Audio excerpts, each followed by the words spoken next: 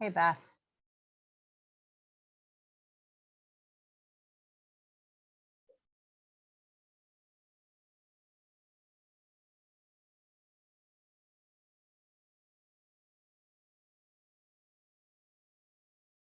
You're on mute. Sorry, I had to fix the video because I had SFVE on the back of it. Oh, yeah, you do need to change that.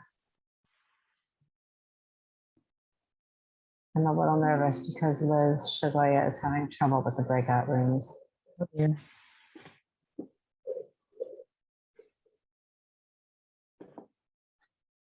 Do we have a different, I meant to check, and if I missed it, is the same list okay of the participants? Say that again? The breakout groups, didn't you say there might be a change in some of the breakout groups? And Oh, yeah, you did. I didn't send it. Let me send it now. This has been crazy.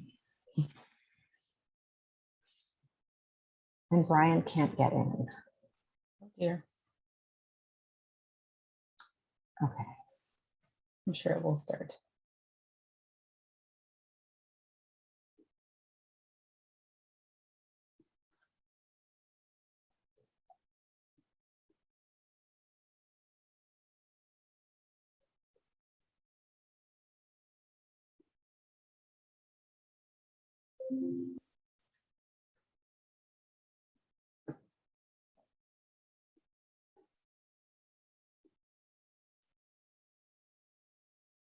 All right, I just sent it.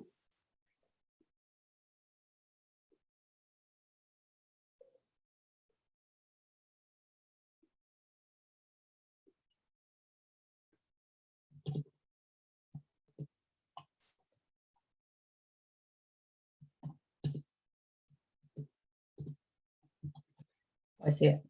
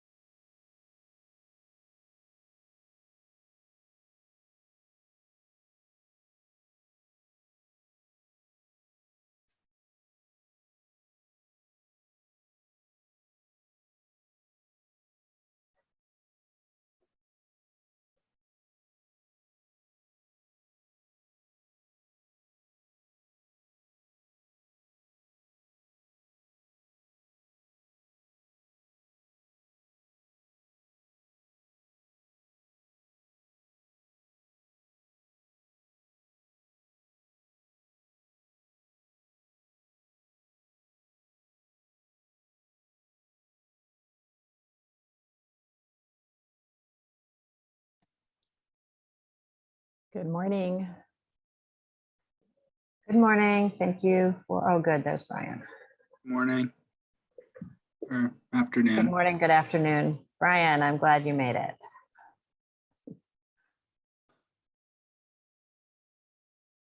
I finally got in. I had to re-register. The original link in the email just kept sending me back to the registration page.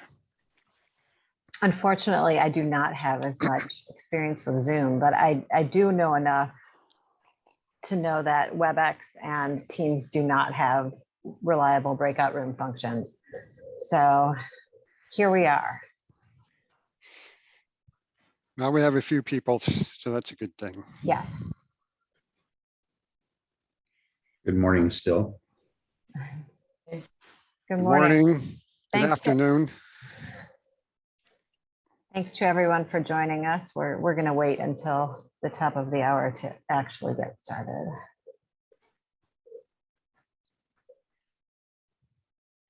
I only ended up with 3 meetings at noon today.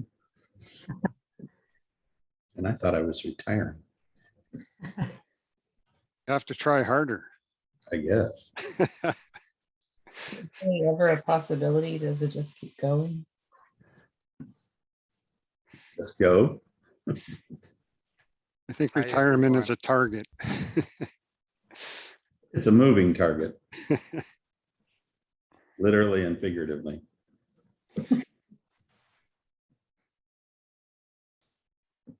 Hi, Brian, Beth, everyone. Happy to Hello. be here. Hi, Babak, how are you? Good. How are you? Good, thank you.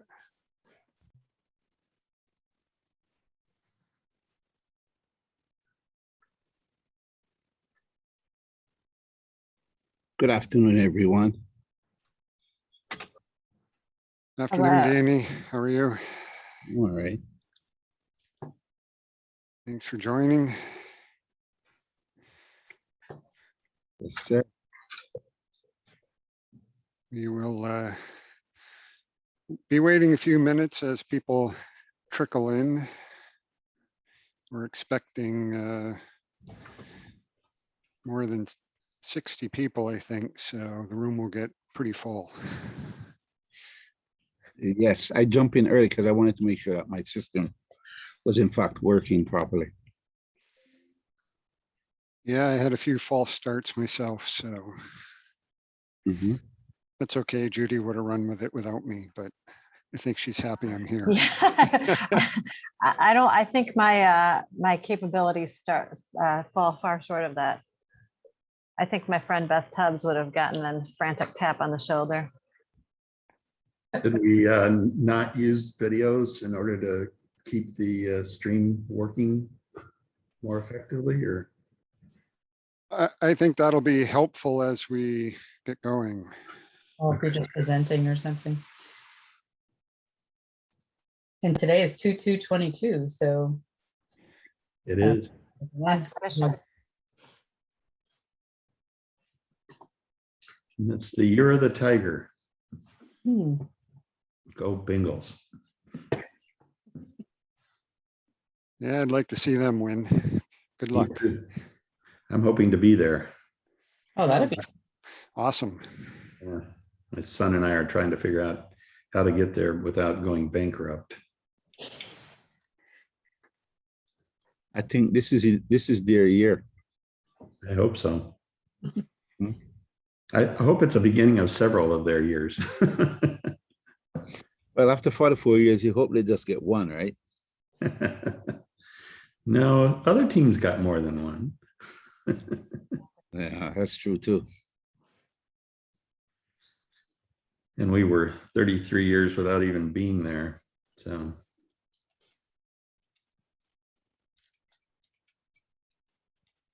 We didn't win any of those, so. San Francisco was always beating the heck out of us. Oh, yes.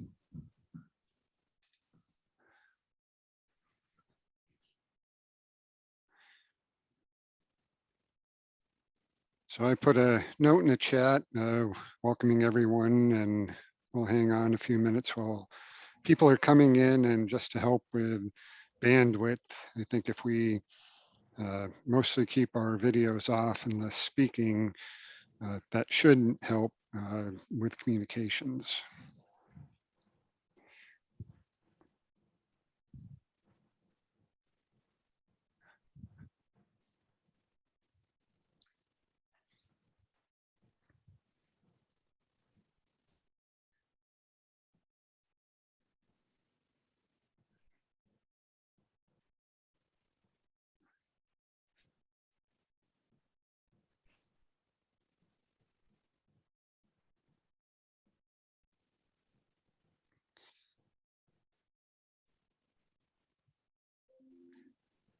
Again, welcome to everyone as you're coming in.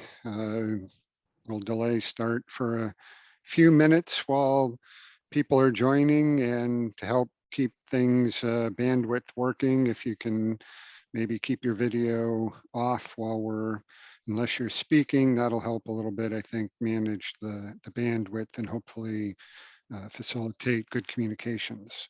Thank you.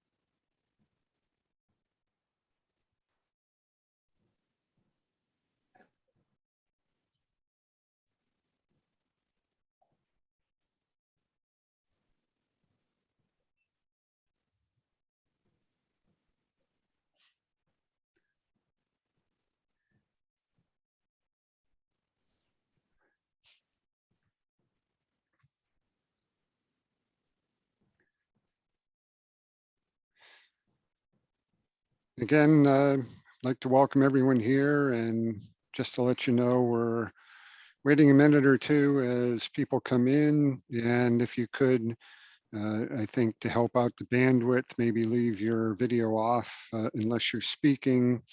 That'll help us hopefully control the bandwidth and keep communications going pretty well. We expect to have about 60 people, so with that many people signed in, it could cause a few impacts in bandwidth. So I think the video off for the main session, have it on when you're speaking, and of course having it on during the breakout sessions, I think would be appropriate.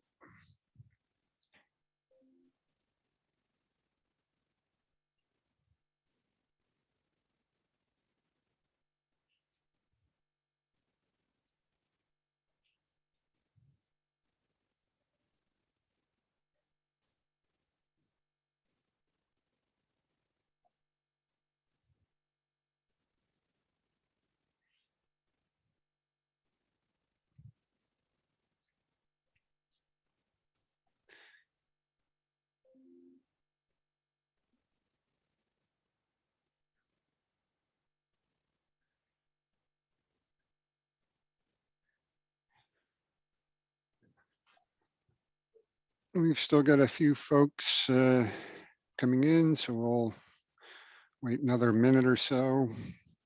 I appreciate everybody giving up so much time, so we won't delay too much, but with 60 or so people joining, I want to give a majority a chance to get in before we kick off for today. Thank you for your patience, and thank you for your participation. We have 47 people joined now, Brian, and I'm hearing from some people on email that we're having trouble getting in. So I've been trying to troubleshoot that on the side as well. Yeah, I saw a couple of issues like I had where it took me back to the registration site. So hopefully we can get those folks in soon.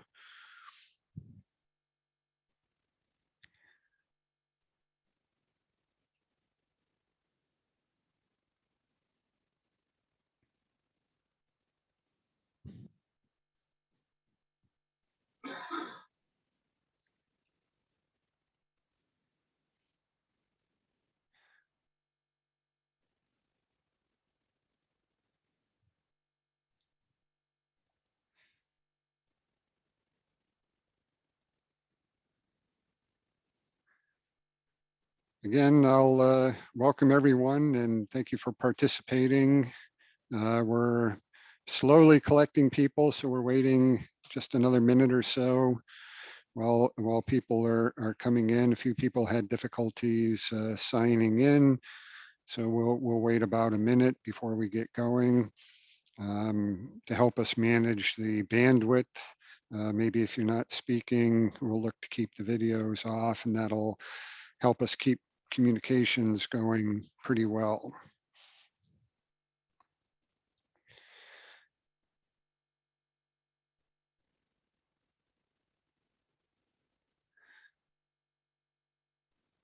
I think we are probably have a critical mass to get going. And given the timing, I think we'll kick off formally. So my name is Brian Meacham. I'm running the workshop and heading up the Reimagining the ICC Performance Code Research Initiative for ICC. And I'll get into what we're doing a little bit, walk through the workshop and so forth in a few minutes, but I'd like to turn it over first to Mike Pfeiffer for a few introductory comments. Mike. Thank you, Brian. I'm looking at all the names on the Zoom list, and it feels like I'm in a virtual code development hearing. I'm seeing an awful lot of faces, an awful lot of names that I recognize. Even some of the people that go as far back as the drafting phase of in the 1990s. I see my buddy there from New Jersey, Mr. Gary Lewis. So again, welcome. I'd like to start off by first and foremost thanking you all for setting aside some time to do this. This is going to be a pretty significant project. Especially want to thank both Judy and Brian for all the work they've done to date. There's been an awful lot of groundwork that's been laid over the last 6, 7, 8 months in terms of their dedication and what they've been doing. Most of you are aware we've got a performance code. Most of you may or may not be facile in it. It has its roots back in the 90s during the drafting. We drafted it, and we put out the 2001 edition, and bam, we're off to the races. We got 50 code changes in the first cycle. So it's like, all right, what is this new thing? Let's talk about it. Let's refine it. After that, nothing, crickets. So it's really been a couple of code changes here and there. I do have to acknowledge AIA, both Paul Carrara and Dave Collins. They have resurfaced on the performance code in the 2021 cycle with some code changes for the performance code. But at the end of the day, again, we've had it for now, over 2 decades. And ICC thought, as Brian indicated, it's time to reimagine it. It's time to rethink it. There's been a lot of things that have occurred in the building environment, in the code world since 1996. So it's time to rethink this, put something that's more robust, more comprehensive, obviously in need of updating. I mean, it started off doing what? Structural and fire safety. Well, what about energy? What about ventilation? What about indoor air quality? What about energy storage? What about materials performance? What about resilience? So there's a myriad of subjects that the performance code could be looking into in terms of this comprehensive update. So, with that, again, thank you for your participation. Thanks again to Judy and to Brian, and I look forward to the workshop. So Brian, back to you. Thanks very much, Mike. And I'll get my screen sharing here and see if we can get going and get this show on the road, as they say.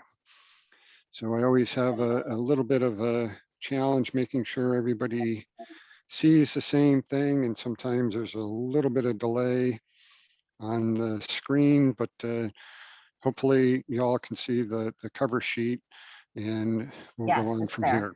Super. Thanks, Judy. So what I want to do is quickly go through the agenda, give you an overview on the workshop, and then talk about why we're doing this project on reimagining the ICCPC. Mike has already talked about that, so I won't spend a whole lot of time there. Then I want to tell you just a little bit about what we've done already. I hope you've had a chance to read and review some of the work that's been done, and then talk about how we're going to work through the topics as breakout groups. So there's a little bit of a shift in the agenda, trying to give a little bit more time to topic discussion, but as a workshop, the big focus is on you all giving us feedback on the topics that we've identified. There are a lot more things we could discuss and we'll need to discuss as things go forward, but we wanted to hit some of the big points going forward and see how close we are to having a structure to begin with that has some commonality and other things that we want to deal with. And so, as with any workshop, I hope you've participated in these before. Basically, you're given a topic, put into breakout groups, work on the topics and report back. So because it's virtual and we don't want to keep you online for days at a time, we're doing a 4-hour session today with just 2 topics. Then you'll get a homework assignment with 4 topics to tackle during the next week and a half or so. When we come back together on the 16th, we'll report back out on those topics, and then we'll address the final topic 7, which is really, what are kind of the 5 essential things we need to go forward. So that's what the agenda looks like. And the idea is that, within these small groups, you'll have a discussion. Each of the groups has been structured to have a diversity of perspectives. So each group we've tried to have an architect, structural engineer, fire protection engineer, mechanical or energy person, materials person, and so forth. Maybe some groups don't have quite the balance, but the aim is that we have this diversity so that it's not, like-minded people talking to each other. It's really to kind of grapple with issues and try to get to some commonality. And the idea is that you've been pre-assigned to 5 different breakout groups. For each of the breakout groups, there's an ICC staff member to assist, and they're really kind of the facilitator, but the expectation is that you as the participants will, excuse me, discuss the topics, prepare brief responses, which can be bullet points on the topics, and then report back. So once you get into your groups, it'll be essential to identify one of your members to volunteer to record the notes onto a summary PowerPoint slide, and then a volunteer to present the outcomes when we come back together in the joint session. So I won't read all of these groups. I'll keep each one up just briefly so you can have a look and see if you can find your name. Breakout group A's shown here. Breakout group B, Ryan Kokler will lead as facilitator. Breakout group A with Susan Dowdy. Breakout group C, Beth Tubbs will be the facilitator for this group. Breakout group D, Samar Hawes would be the facilitator. And for breakout group E, Judy Zakreski will be moderator. So we have a pretty uniform 11 or 12 people for each group, which hopefully that'll allow for good discussion. And we really want to make sure that everybody has an opportunity to participate in that discussion. And so we're allowing 30 minutes for each topic within today's session to do that. Note that for breakout session 1, so that each person in the smaller groups will get to know each other, we've allotted an additional 10 or 15 minutes for self-introduction. Each group has been given a PowerPoint template to help facilitate written responses. And again, each group has to decide who's going to record and who's going to report. So once we get through today, topics 3 through 6 should be by the groups on their own. I kind of want to leave that up to the groups to do it by email, phone, virtual meeting. And again, it's the same idea as today. The expected effort is about 30 minutes per topic, so nominally 2 hours overall, but you'll have a little bit more time if you want to discuss a little bit more in detail. That'll be up to the groups. When we come back on the 16th, those groups will report out. And then after the workshop is completed, we'll have a report made of the session. So with that, I will stop briefly to see if there's any questions or comments quickly on how we think to operate for today. Quick question, if I may. Sure. There are a number of topics and groups with letters. Does that imply that the groups with the letters are addressing all the topics? Yes, each group each of the 5 groups is addressing each of the 7 topics. And the idea is it's easier to facilitate discussion in smaller groups and then see what it looks like together when we all report that.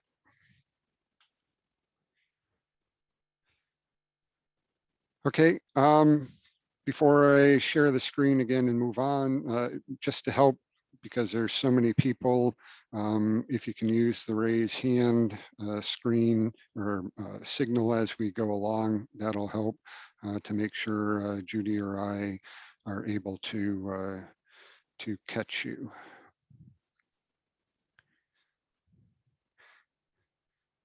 So briefly, why are we going through this initiative? And, Mike has already covered some of this, but, the code was originally developed back in the 1990s. And it had a primary focus on structure and fire safety design. It was really on the safety focus. It didn't have energy, sustainability, resilience, and a lot of other areas that are really important today and which have advanced along in the code process, many of which have or are working with performance concepts already. There have also been a lot of advancements in how different disciplines undertake performance-based design. There's different perspectives on how we should use risk concepts or quantified performance metrics, and what's been missing from the current ICCPC to make it more usable. So the reason for the research effort is really to benchmark, what people think about the idea of performance-based codes and design today, what could be done to enhance the performance code in the US to make it address issues that are missing, to make it more usable, and to make it more widely adopted in some form or another across the US and even overseas. And so the idea is to really find out from as broad a representative group of stakeholders as possible what we could do to be able to address issues between what the current performance code has, what we would ideally like to see in the future, kind of what the state of practice is, and how things might go forward.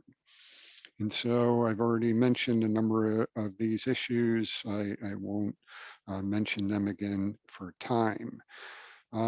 So what are the objectives coming out? Again, it's really how are performance-based codes viewed? How is performance-based design viewed? What can make them both more robust and achieve a high level of confidence in use when applied in the market, particularly in the US, but internationally as well? Where are we with our different design approaches in the different disciplines, the tools that are available, the data, and so forth, and how do we address issues of qualifications and competency and support for people not only undertaking designs, but verification of designs, reviews, approvals, and so forth.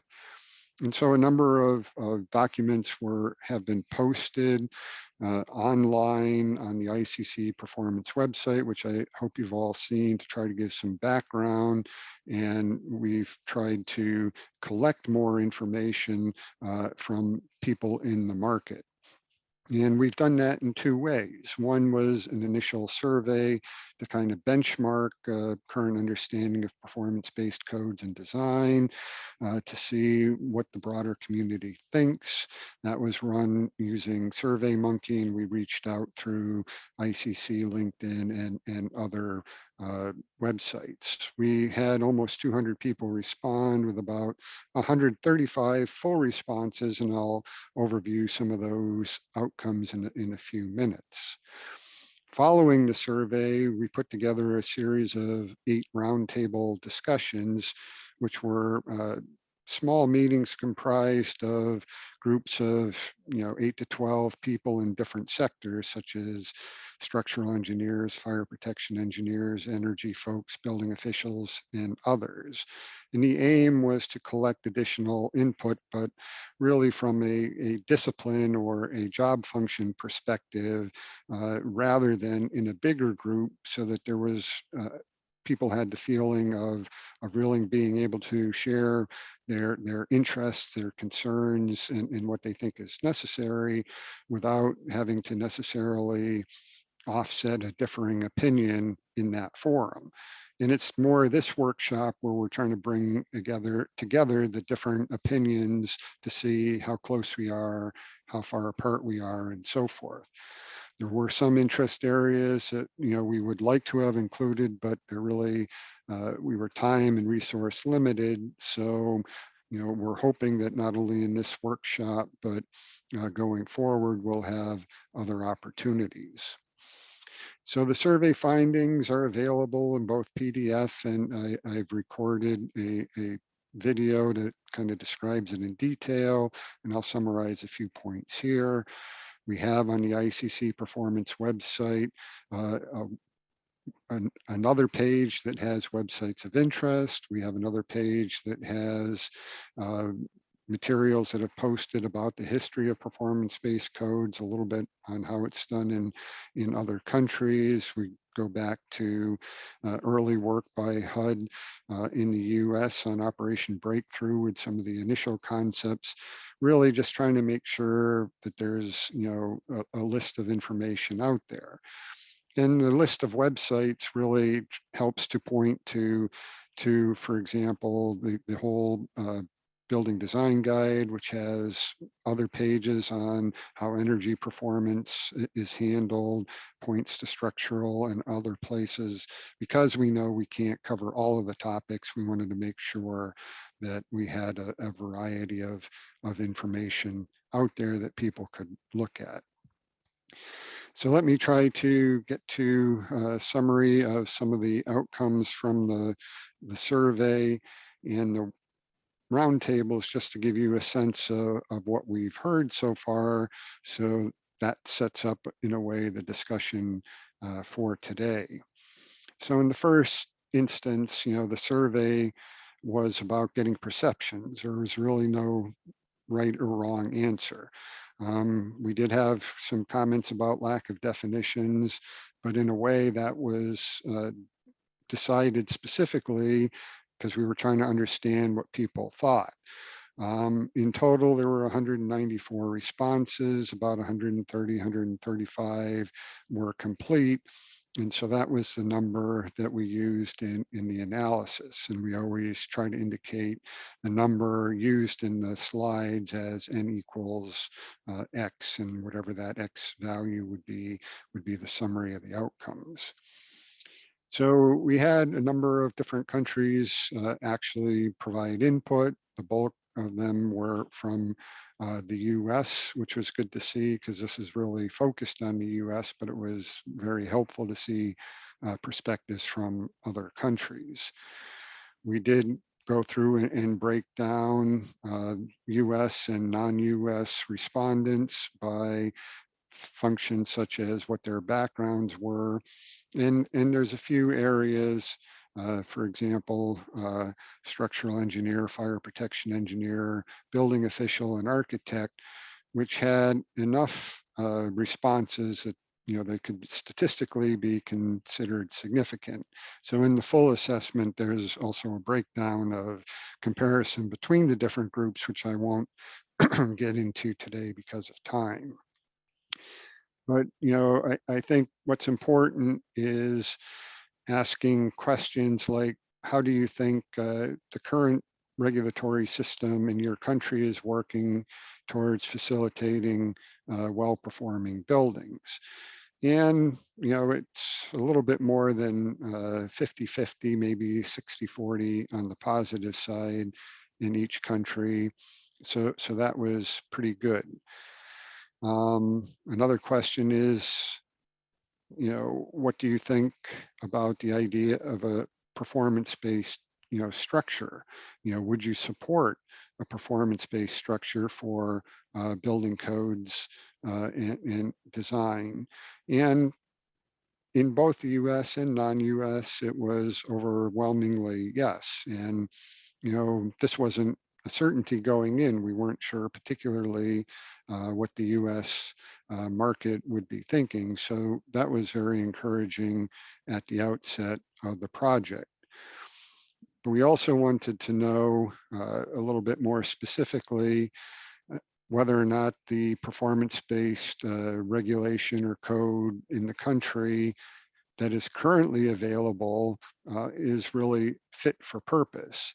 And in this, universally in the US and outside of the US, people thought that really wasn't the case. In fact, that, while they support the concept of a performance code and performance-based design, it seems like a lot of people in the US and elsewhere really think quite a few things are needed to be changed to get the system working in a better way. So another thing, that we wanted to ask, even if you didn't think the system works in your country right now in the performance realm, could you think we get there? And again, it was an overwhelming yes. So this is all good support that the market seems to be ready for performance. There are some people who are reluctant, but the majority of respondents seems to be we should move in that direction. We then wanted to find out, what people thought about importance issues. We asked like third-party review, competency of participants, confidence in tools, and so forth. And again, I won't read through all of these, but the big ones that really came out of as important are qualifications and competency, the confidence in the tools, and the qualifications of those undertaking the designs. And so, what that tells me is that if the people doing the work are felt to be competent, there's confidence in them, and then there'll be confidence in the use of both the performance code and the performance-based design. We asked a little bit about quantification of performance because that was an issue that came up as lacking in the current codes. And, people really want to see quantitative values that can be calculated and verified and measured. A little bit surprising, there was support for quantitative risk values. And, I think that's something we'll look at going forward. But really the big issue is that, the current code doesn't have a lot of quantitative values. It makes it very difficult to understand sometimes what the targets are for both the designers and the authorities. And so moving in that direction is important. Just a couple more things. Asked whether we thought as a community that the tools and methods are currently adequate. Not so much. I think, that varied a little bit by discipline, but more of the majority here was that we have work to do on the tools and methods and data to really have a robust system. So this is something we have to think about going forward. So just a couple of key summary points. And again, there's much more on this if you go to the ICC Performance Code website, but the responses are quite similar in and outside of the US. Very few, just a little more than half, think the current system works well or very well in their country. And more than 80% believe that a robust performance-based approach can be adopted and implemented. Key issues that seem to be important are quantification of performance, strong linkages to methods of design, verification, and compliance. And really work is needed in all disciplines to match up the methods of design and verification, and also to raise the level of competency. Engineers tended to have a more harsh view of their capability than architects and enforcement officials. and engineers wanted to have more standards and guidelines. Other factors are we're doing a pretty poor job with sustainability and resilience. They're not objectives, so no surprise there. So they should be objectives in the code. And again, quality, qualifications, competency, and the ability to innovate are important. And peer review and the investment in training and education is essential. So following the survey, we then put the different groups of roundtables together. And again, I mentioned this, they were small groups of about 8 to 12 people, each along different disciplines, really trying to get a diversity of views. The list was developed from people who signed up through the website, LinkedIn, and so forth. It was largely US focused, also some participants from Canada because they're also relooking at their objective-based codes and some input from other countries as well. Overall, about 120 people were invited and more than 90 were able to participate, which for me was really good given kind of the tight time frames we dealt with in the fall and before the holidays. And so each of the roundtable sessions was recorded, summary was made, the recordings and the summaries are posted to the website for background. So I won't go through them in detail, but I did want to give some of the high level kind of comparison between the different groups. And just as a key, as we're looking at the tables on the next slides, architects, building officials, energy and MEP folks, facility or owners, reps, FPEs, fire service, people focused on resilience, and structural engineers were the groups of people. When you see PB, it means performance-based. PBC is the code. PBD is design. AMMM is alternative methods and materials, and AHJ is authority having jurisdiction. So if we just look at some of the highlights here, pretty much all groups agreed that while performance-based approaches have challenges, there is really a need for the use of performance-based design, and having a robust and usable performance-based code would really be helpful. The approaches are helpful because not all buildings or features fit the prescriptive codes, and secondarily because there are some features that you want to go beyond the code minimum for, and performance is a good way to do it.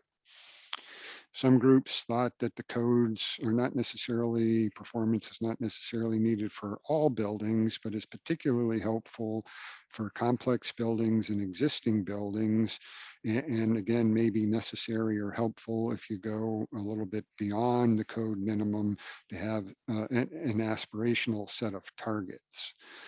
The performance-based code was also thought, if structured correctly, as a means to help provide uniform guidance for undertaking alternative methods and materials in prescriptive codes. And that's a big thing where, that approach is allowable today, but everybody does it differently. Different sets of documentation could be required.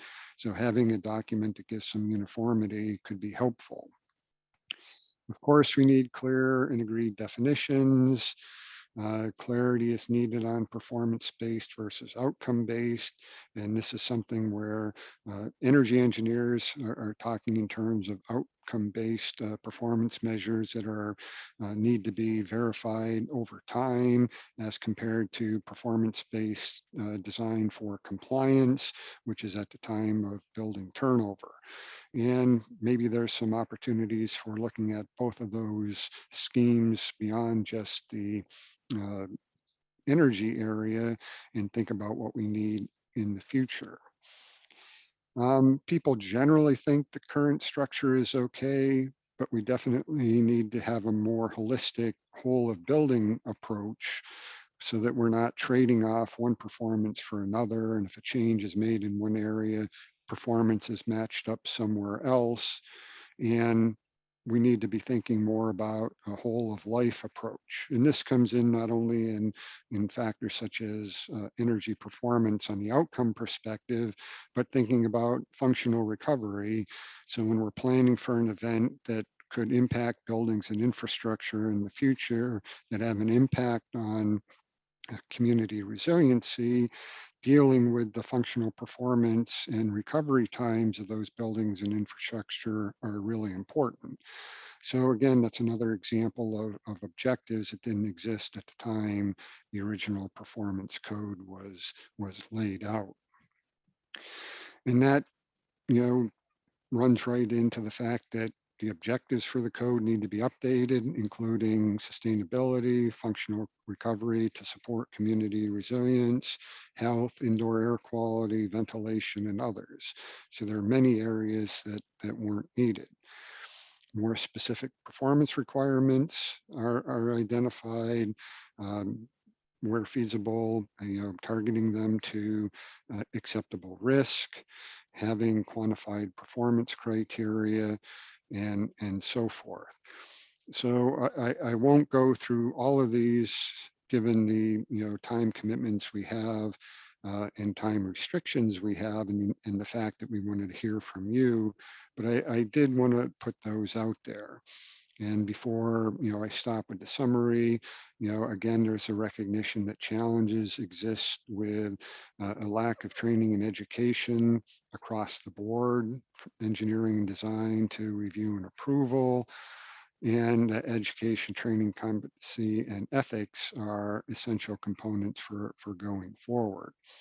I do think, and maybe this doesn't reflect it fully in the table here, but peer review is seen as an essential part of performance going forward, and looking into mechanisms that allow that to occur without putting an extra resource need on the authorities would be really helpful. And things such as guidance and handbooks for authorities can help facilitate that process. So overall, the roundtable outcomes aligned well with the survey.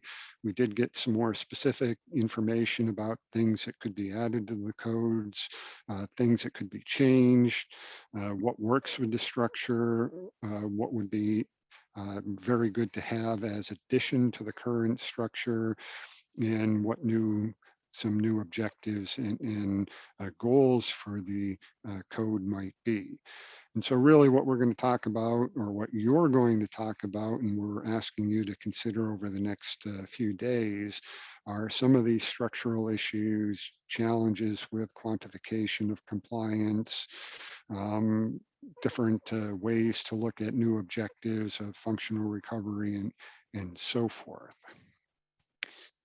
So with that, I will again stop the share and open up for questions to see if anybody has questions about kind of what we've accomplished to date, what the market is saying for those who haven't been able to participate in the roundtables.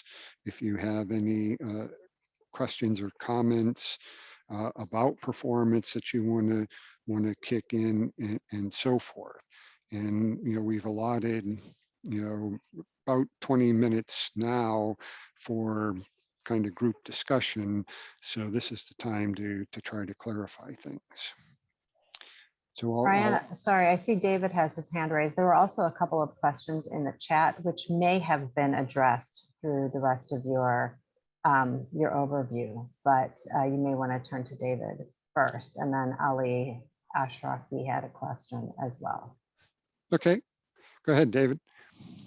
Hi, good morning, everyone. I was just actually going to second Ali's questions. I think it's fundamental. And if you want, the answer was given that that's part of topic one. I didn't see it in the topic one paper, but we can defer that to topic one discussions if you want to. I just want to point out that I agree with that question as fundamental to where we go.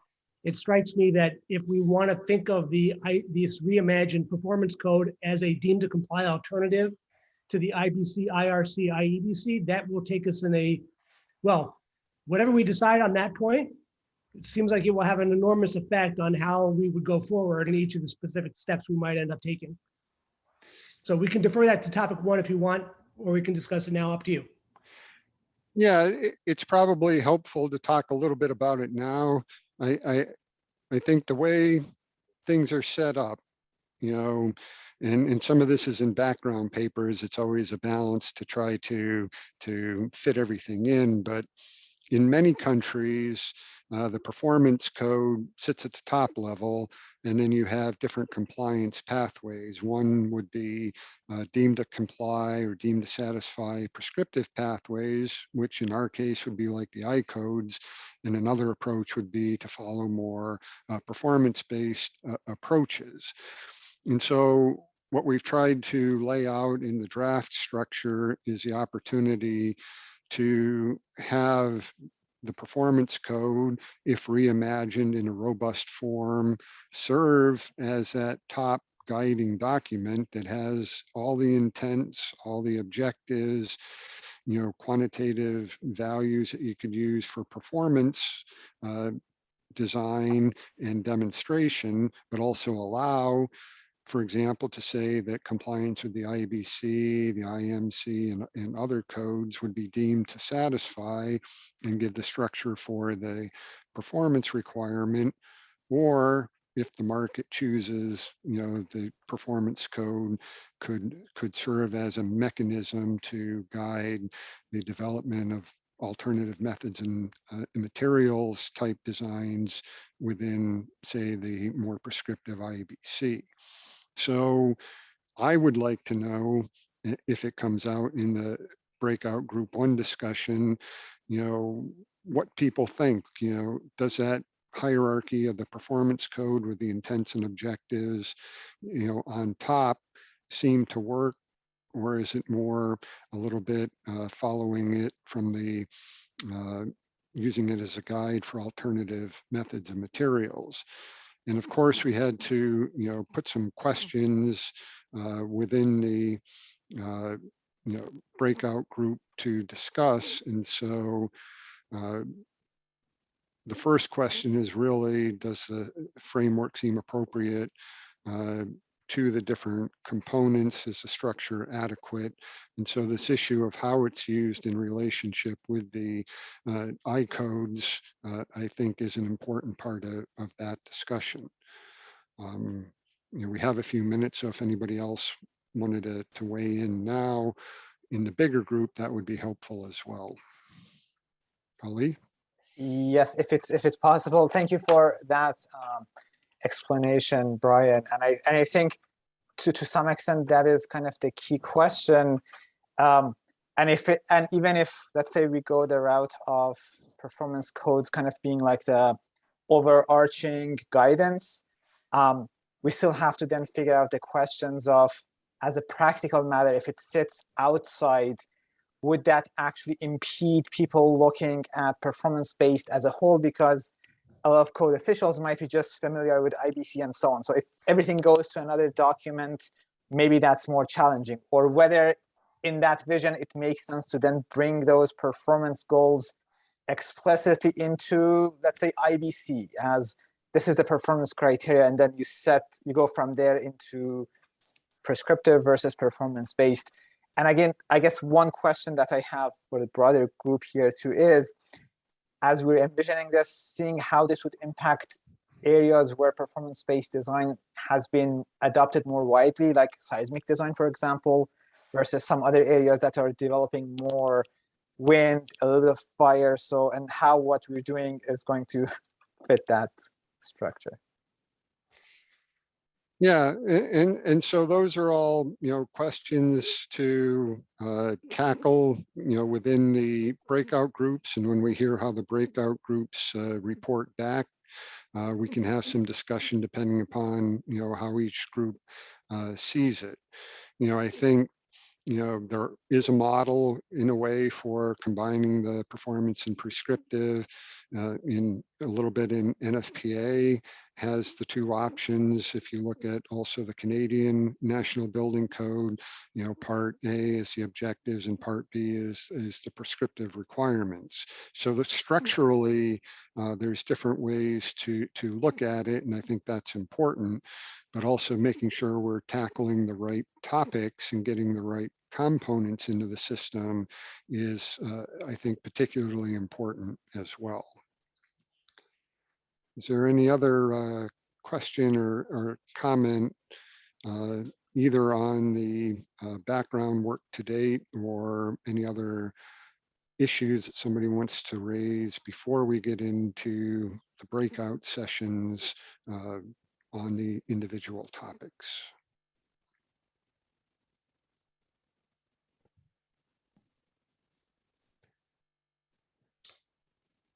Brian, this is Armin. I've got a question.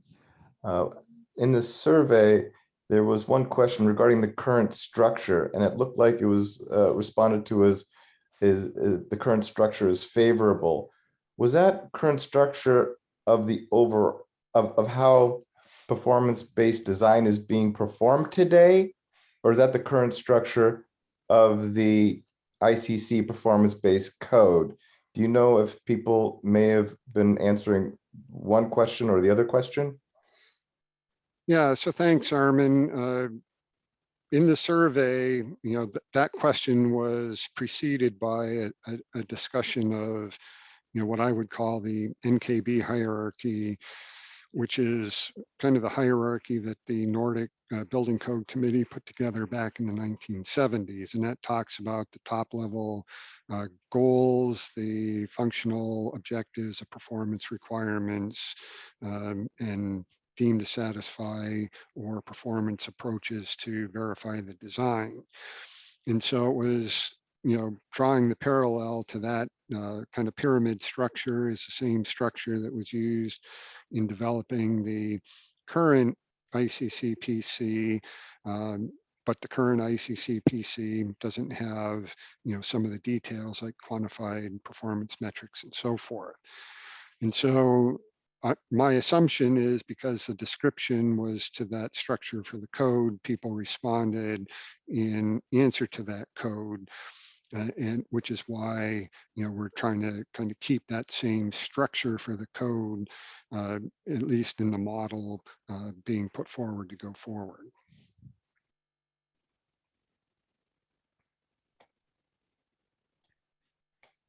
Hello, everyone. This is Chen Ru. I have a follow-up question. So I looked at the ICCPC, but and I go back to check the IBC. Maybe I missed it. Is ICCPC being referred or somehow linked with another ICC code in current stage, or it's a standalone code?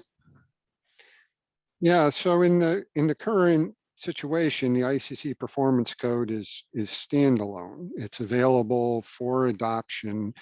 And, Mark Chubb has been adding some comments into the chat. It's a little bit hard to manage everything, but, I think, Mark was making a comment before that in a lot of countries, there's a legislative mandate and structure for performance, and the building acts will have the high level performance goals, and then the performance code is put out there, and you have prescriptive options to meet or comply with the performance. Under the current system, all of the I codes are independent, right? And it's up to a jurisdiction, which they're going to adopt, the IBC, the IFC, the IMC, and it includes the ICC performance code.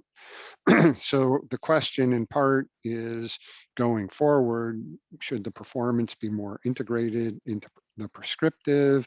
Should there be an avenue for a jurisdictions to adopt the performance code as kind of the top level document and allow the other I codes to be means to comply with that? Or how do we work out the relationship?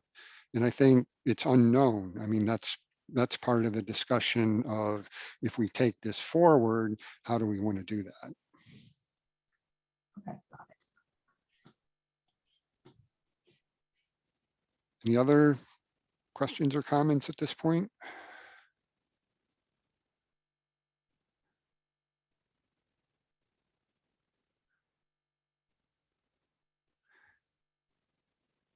Okay, seeing none, then what we'll want to do, I think, is move on to start talking about the topics, and if we can accelerate getting you into the breakout groups, that'll give you more time to talk about this issue and other issues.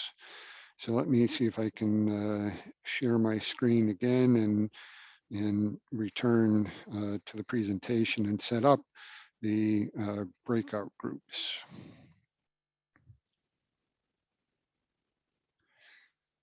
So the first topic is, what we've been talking a bit about here already, and that's the overall structure and framework of how the performance code might be envisioned, and in particular, thinking about where performance criteria might reside, how that links to analysis and design methods or methods of verification and compliance, and is it the right structure that we have today?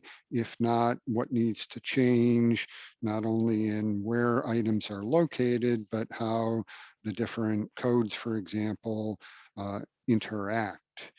And the current structure of the performance code has, in chapter 3, this concept of design performance levels, which are really focused largely around structure and also fire, but doesn't talk much about energy or some of the other building objectives and expectations that we might have. It has objectives we're trying to meet, functional statements, and qualitative performance requirements, but really no defined measurables.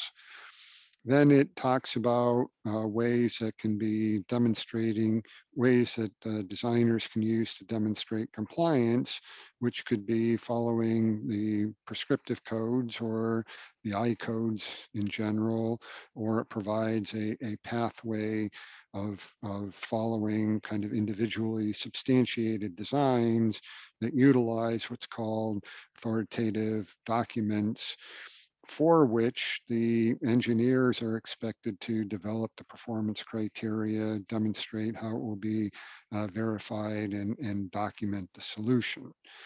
And as we've talked about a bit, there's been some concern with how you really address these within the code, the fact that if they're not in the code, it's variable across the country from jurisdiction to jurisdiction, building to building.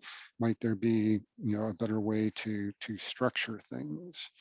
And so the first pass at thinking of a possible restructuring is that there was discussion that at some point it would be nice to know or to have the intent statements for all of the provisions that are in even the prescriptive codes. Why are we designing for fire safety that includes a door of a certain width? Well, there's a life safety objective associated with, facilitating safe egress in the event of fire. We should have all of the intents lined up so that we know what the code is aiming to do and how it's aiming to get there. And more detail can be provided in the objectives, functional requirements, and performance requirements. In addition, this idea of the performance level seemed to be something that was not only felt as important, but maybe could be changed or enhanced. So maybe instead of performance levels for safety as we have today, they're really risk levels, and that would line up, for example, with the IBC and how structural design is done. But also we might need a separate set of functional recovery levels when we're thinking about extreme events and the functional recovery time of critical buildings and infrastructure necessary to achieve community resilience. And furthermore, we might even think about whether we have operational levels that talk to the expectations for buildings in use, such as energy performance over time. So there's different aspects of that level discussion that could be up in that part of the code. The other issue or proposed change is that performance criteria, which could be for the design, operation, or functional recovery, it would be nice to have in the ICC performance code, because these are the targets that you would use both when you're applying design or performance verification methods, but also would be used by enforcement officials when checking to assure that the design objectives had been met. And so, moving these from below the line, which means outside of the code, to putting them within an ICCPC document, there seemed to be some support for that. When we get to items that would be outside of the code document, they're still required, to demonstrate compliance. In this model, deemed to satisfy would be, for example, the family of I codes. If we have all the intents and performances, if you just have a building that the IBC fits, apply the IBC, and that is perfectly fine to meet the performance expectation for the building, and you have review and approval of that, and it gets to an acceptable solution. On the performance side, there's an expectation that there would be more analysis required, and so there would be the need for more explicit analysis, design documentation, as well as operations and maintenance documentation to show how you're going to maintain, operational performance, what the checks are, how you're going to achieve functional recovery, and so forth. Another thing that, came out quite a bit in the discussions and the roundtables was really a strong desire and benefit for peer review. And this being somehow that's, not a burden on the regulatory officials. It might be paid for by clients who want performance, with peer reviewers selected by the authorities, but a mechanism to help enhance the capacity for the review to make sure it's compliant with the design. And so there's this thinking about should there be a little bit more guidance, more requirements around those aspects. And so those are kind of the big structural changes that are being put forward right now. And so in regard to that, the questions that we're looking for the breakout groups to tackle is, does the suggested framework seem appropriate in terms of the aspects considered and where the different components go, such as performance criteria being in the code and the connection between the performance criteria and verification methods. Does that seem to be helpful to facilitating more appropriate performance-based design and approvals? We want to see this on both sides. Secondarily, if the structure and components do not seem adequate, what would you suggest as being more appropriate? And thirdly, if the structure seems okay, but maybe some of the components are inadequate or something is missing, what would you suggest and where would you suggest they be located? So, this is, a big topic. We're going to have more time to discuss this, but these are the types of things we're really trying to frame in this discussion. So with that, I'll stop the share so we can go back. I could only see that some things were posted in the chat, and I didn't have time to read any of them, but if somebody wanted to ask a question or make a comment, we have a couple minutes for that now if you want to do that. David? Well, I'm willing to leave it to the breakout groups. I think you can see a discussion emerging based on the questions that were asked in the last Q&A bit about what is the relationship of these things. And it seemed like when I asked how people are looking at the performance code now as a deemed to comply alternative to the IBC. What you're suggesting is it goes the other way. The IBC is a deemed to comply alternative to this overarching idea that might be in the performance code or might be in some other document, but that those ideas, it seems to me, ought to be on top in some format, and that there ought to be an ICC document that does that. That's my reading of figure 2, and we can, I'll leave it to you or the group, but there seems to be a kind of a chat developing that I hope will go into the breakout groups too. Yeah, I mean, it's important to have the different perspectives, and that's why we're trying to do that. It's, we can come back if we have enough time after the breakout groups too, to have a bigger discussion around those issues. But, again, kind of, we're trying to think about the ideal, and it needs to be ideal for the US, and so for other markets, if the performance code sits on top and the I codes are means to demonstrate compliance, that mirrors Australia, England, New Zealand, wherever.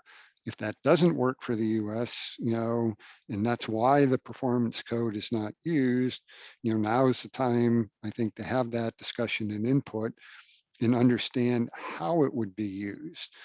And one thing that I'll say that I always have kind of a philosophical challenge with is that if the performance code structure is used to guide an alternative design, there seems to be an expectation that you're not focused on performance, you're focused on equivalency. And I don't think performance design or codes reach their full potential if you're trying to prove equivalency to something you can't define very well. If you can define the performance expectation and show how to meet it, that's a much clearer pathway. It may not be easier, but it's clearer.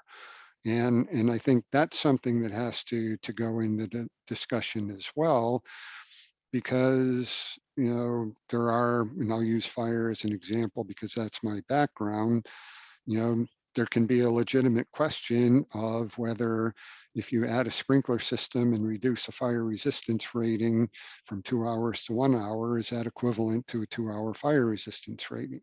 Well, that's not in my view, really a good question, because one is, design of the structure for robustness, and the other one's controlling a fuel load. They're doing different things. And if you're not looking at a risk metric, for example, the probability of fire causing structural collapse, you can't determine equivalency. And so how we structure this, I think, makes a big difference for both the designers and the reviewers to try to understand if the objectives are met.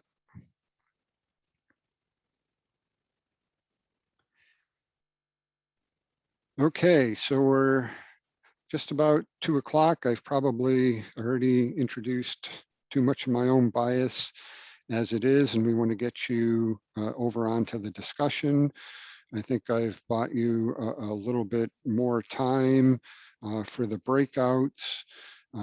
If Judy's still with us, as I understand, the breakout groups have been pre-assigned.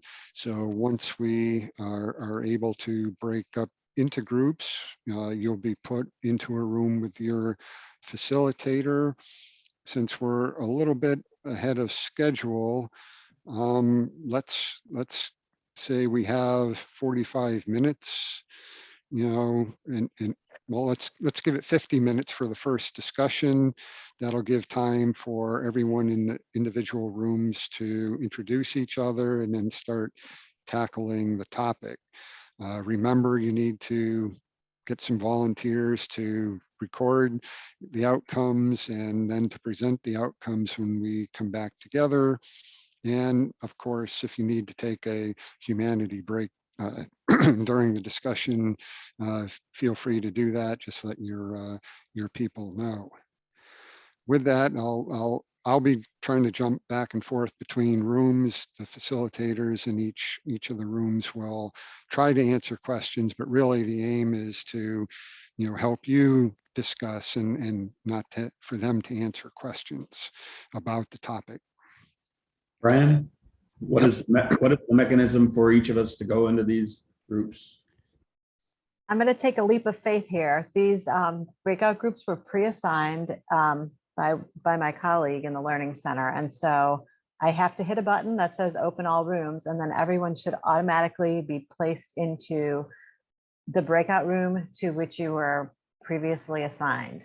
And I can only have faith that this is going to work. If it doesn't, I beg everyone's indulgence. We will get you into the breakout rooms. Sounds like a wonderful magic. Yes. And if it doesn't work, it might be a little sloppy. So, but we're going to hope that it works. And on the other end, you should get a countdown of about 2-minute warning, I think, and then you'll automatically be brought in. So once you see the countdown, you really have to wrap up, because the computer, if the magic works, will bring us all back together. That's true. I have it set up so that this first breakout room will close automatically after 50 minutes. And there's a countdown timer 1 minute before that happens. I can set it to 2 if that's the preference. Yeah, I've set it to 2 just to give them a little bit more warning. Okay. While you're doing that, I'll just say I saw a comment that some people haven't seen the structure. I think we sent out documents with background to try to help with this, but each of the breakout facilitators will have the slides I showed, so they'll be able to share the structure, so you can have the structure and the questions to talk around. Okay. If everyone's ready, I'm gonna take a deep breath and hit open all rooms, and hopefully everyone will disperse. Are we ready, Brian? Go for it. Okay.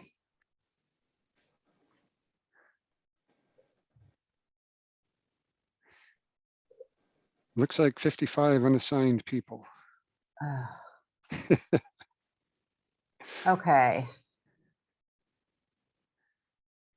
I might need some help. If I can get somebody to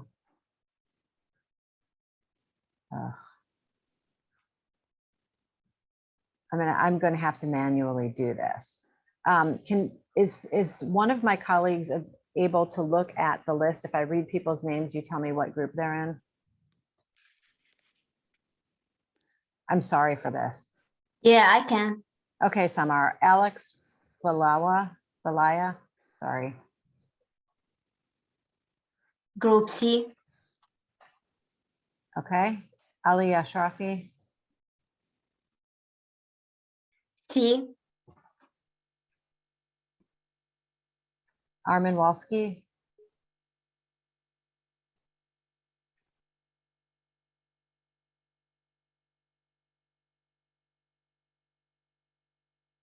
Yeah, 1 second. He's here somewhere. E, I think. Be like boy, Beth. E. Edward. Okay. Babak Bahrani. That would be my group. I believe D. What group? B? D, no, D as in David. Okay, thank you. Beth is in C? Beth, are you C? C. Yes. Okay. Bonnie Manley. D as in David. Chris Jelenowitz. D as in David. Chris Ackerman. I think he's in E.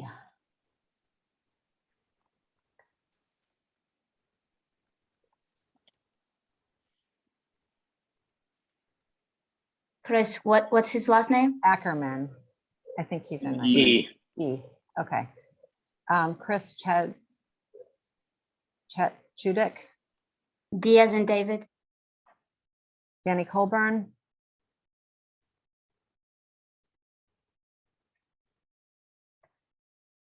I think it's group B.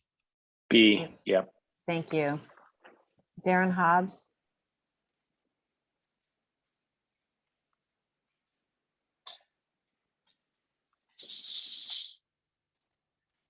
D. D as in David.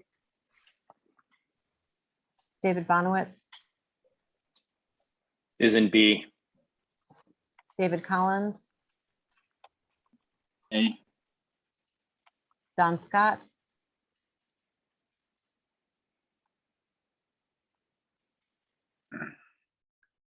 D as in David. Don Dusenberry. E, Thank you. Dwayne Garris. also E. Edward. Elizabeth Grant.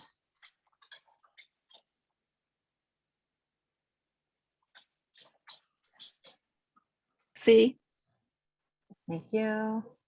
Eric Mail. B, Gary Lewis. C. Heather Estes. B, Jennifer Gruppel. B, Jerry Morey.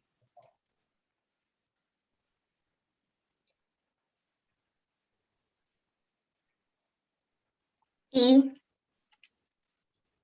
Jim Kenzel. D as in dog. Thank you. Jitender Singh. E as in Edward. Thank you. Jitender Vaida. A. John Hooper.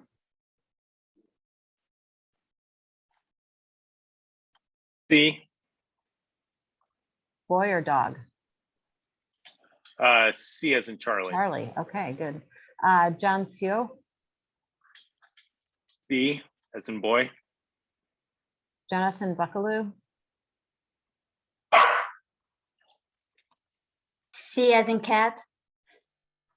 John Paul Carden. C as in cat. Thank you. Joe Solid. I'm putting you in E, Joe, and I don't know if you'll disappear. They are disappearing. Okay. There are not 27 left. Okay, Joseph Sue. Here we go. B as in boy. Boy. Thank you.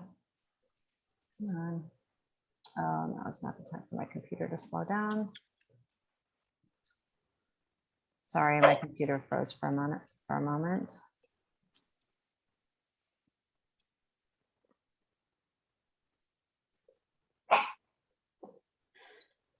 So Joseph Sue was B as in boy.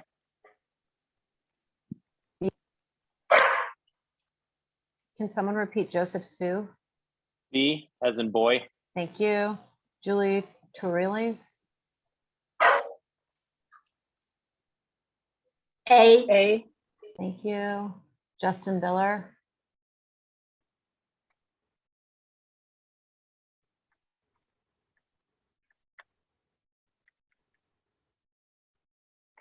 C as in cat. Thank you. Kyle Thompson. C as in cat. Thank you. Mark Chubb. D as in dog. Thank you. Mark Krasinski. A. Thank you. Mark Matheny. A as in alpha. Thank you. Mark Mannix. Bravo. Thank you. Mohammed. D as in David. Thank you. Paul Higman.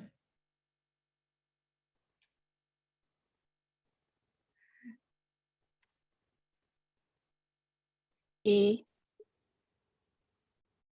Paul Carrar. D as in David or dog. Thank you. Chenru Guo.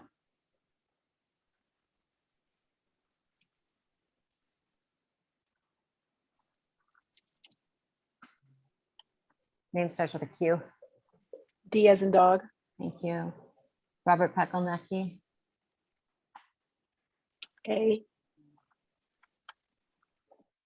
Ryan Kirsting.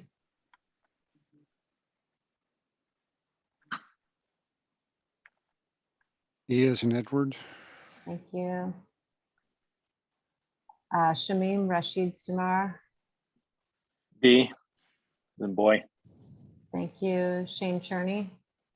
D. Stephen Zos? Zoki? A. Thank you. Sorry, Stephen. Stephen Orlowski.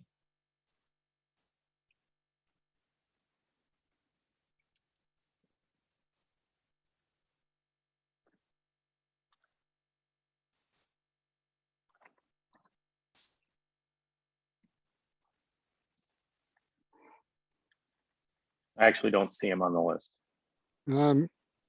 C is in Charlie. All right, thank you. William Grazer. A. Okay. And now we are on to staff. Tim Deal, I'm going to assign you to A. Brian and Mike are going to float. Ryan, you are B. B. Samar is C, correct? No, D as in David. Sorry. Susan, you're C. A. A. Sorry. All right. And that's everyone. Okay, thanks, Judy. Sorry about that. All right. No. I'm going to join my room if I can figure that out.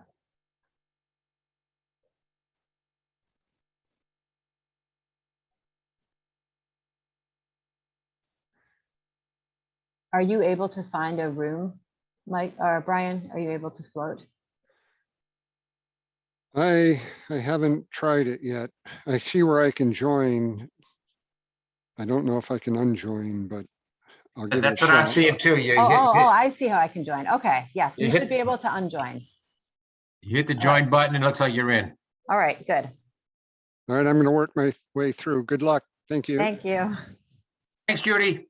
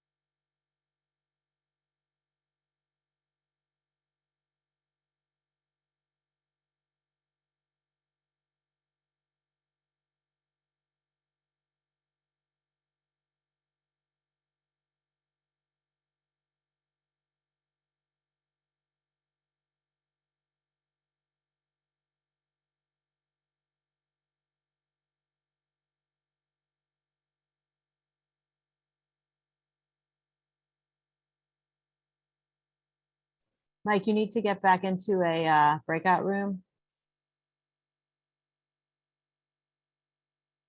Yes, I was in a breakout room. I managed to get out of that and then out of Zoom and now I'm Okay. freaking now I know. I'm freaking lost. I figured this out. I'm going to make you a co-host again. Okay, thank you. Then you should have the ability to do that. Thank you. Thank you. I must hit the wrong button, which is not a surprise for me. Yeah, no problem. I'm working through this also. Hey, you did a hell of a job getting hurting all those cats a minute ago. Oh my God, It worked out. You did a great, it worked out. Well, thank you.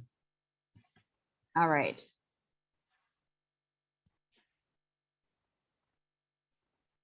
So is this the main room we're in right now? This is the main room. So you want to go? Oh, here it to- is. Wait, you did it. Whatever you did, I see Yeah, more, and it says breakout rooms. You're good to go. Yeah. I appreciate it. I'm gonna go All right. join number, I think I was in number 2 or 3. I'll go try it again. Okay. Oh, yeah, and David Bonowitz, very active in Oh, code yeah. development. We're being recorded. So Okay. yes, I'll respond He's to you. he's very active in code development. Yes. Yeah. Yeah. Okay, I'm gonna hit the breakout rooms. Thank you. Okay.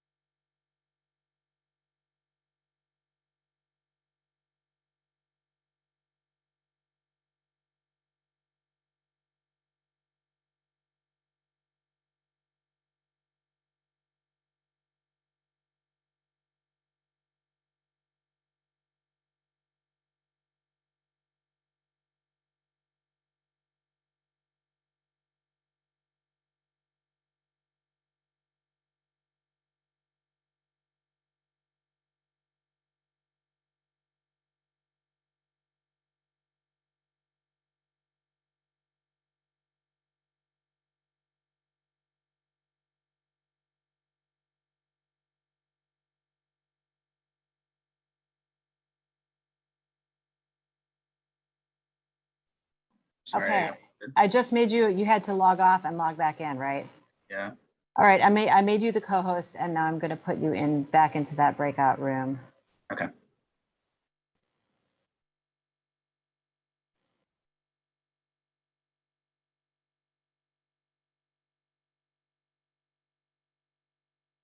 Oh my gosh. All right.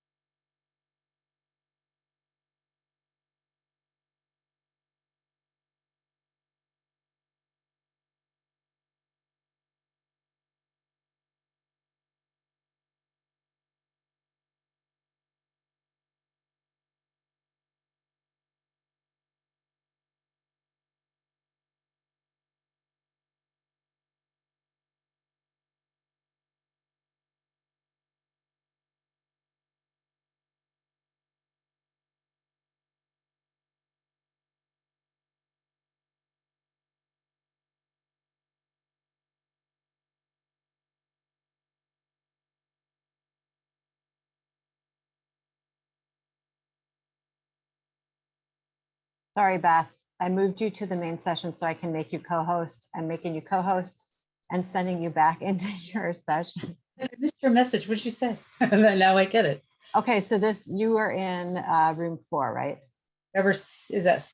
I think so. Okay. Thank you. Oh,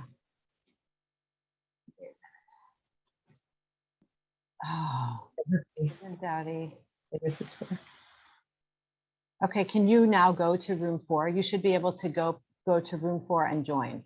How do I? Oh, because I'm a co-host, I should be able to see something. Yes, you can go to breakout rooms. All right, I will be there in a second. Okay. Okay. Thank you, Susan. Sorry about this. I'm first going to make you a co-host. I'm really sorry about this. You're a co-host, and now you should be able to go to breakout rooms and you can join back into your room and you'll be able to share your screen. You're on mute, so I can't hear you. Thank you. Okay. Thanks. I'm joining. Bye. Okay, thank you.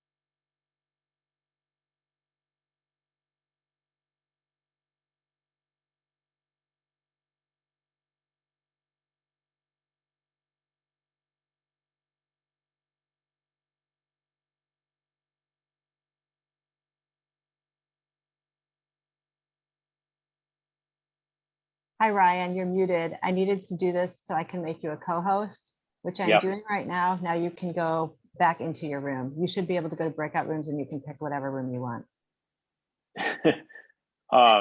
So it's okay. Yeah, your room for, yeah.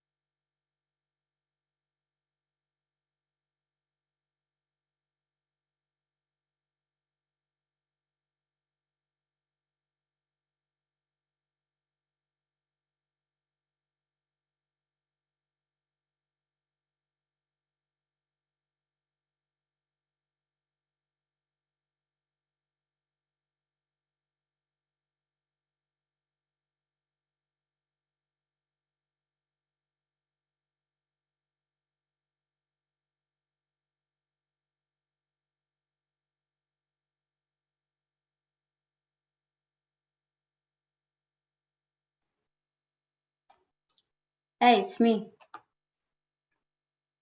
I can't hear you. You're on mute.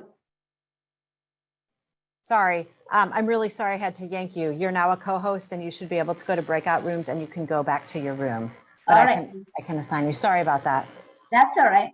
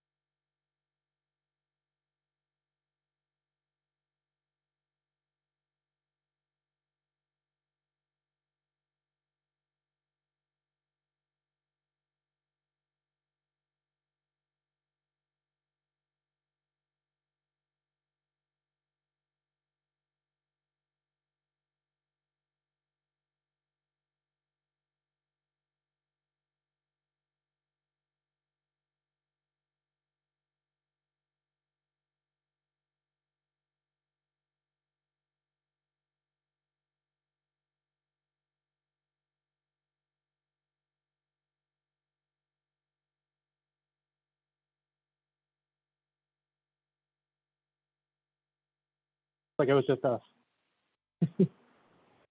I think now we have the 2-minute countdown, so everybody else will come. Oh. I Well, just right before I left. oh, let's see. Hold on, Ali, I'm working on it. Oh, I was just gonna do it through the chat. Let's see.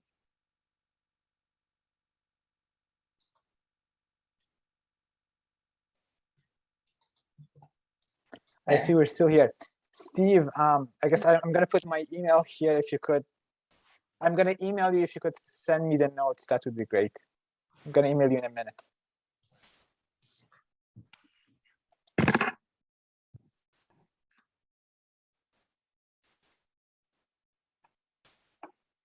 Well, I guess we could keep our breakout room going if we want, since nobody else is here, but. So we can't leave? It's like Hotel California We're in the main- for you older people in the room. Funny, my kids now know that song because of the Avengers movies. Oh, there you go. Yes. I resemble that remark, Mr. Hooper. Pfeiffer here. Oh yeah, yes you do, big guy. Good to hear your voice. We're not sure how to get out of here though. I think this is the main room now. I think you're just doing a countdown and it's gonna boot you out by, I think, is the Oh, system boot you. the countdown happened and it didn't boot us. We just. But last I was inside a break room, they still had like a minute left in one of the breakout rooms. Yeah, no, this one, Mike, I think I switched this back Oh, because. is this the main meeting? This may be Yeah. the main meeting now. I see the boss right there. There's Brian. Yeah, So we're that in- must be- this Yeah, must be we're in the main meeting. room. Oh, okay, good. Okay. You're Oh, there you back. go. There they come. Everybody's coming back. So Ali, I didn't see the email come across yet.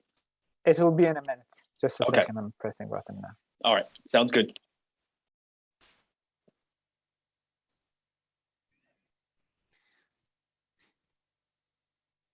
Welcome back to the main session. I'm sorry if some people kind of got cut off mid-sentence. That tends to happen with the automatic closing. I'm not sure if we have Brian with us. Oh, he is. I'm Okay, here. great. Then you have the mic.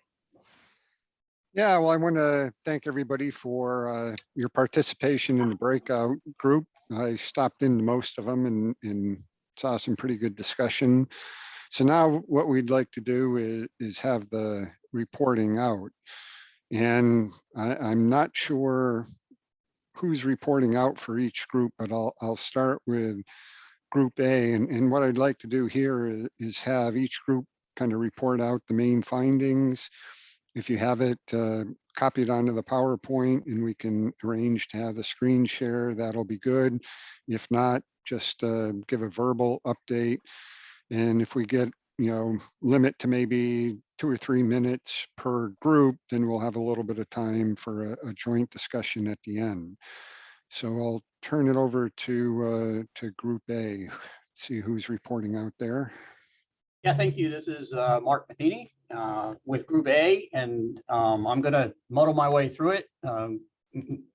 We were taking notes and then going to call out separately. So I'll do my best, and I'll just ask for participants in Group A to help out as well. So, overall, the start of it, general consensus that the structure looks like it works, right? Basically identifying the triangle looks like, for the most part, it's a functional piece. The interesting conversation really toward the end of our breakout was the realization that a single triangle may not be the answer. It may actually take 3 triangles or 1 triangle per scenario, right? Whatever situation the building's going to drive, whether it's a new or existing, or a portion of it existing, or a portion of it new, or something like that. There were a couple of areas, and I don't have it in front of me, but there were a couple of blocks that actually needed quantitative information included in there, and on the basically the right side. So they were under the I can't go from memory on that, but let's see, what else did we have in my 2 minutes of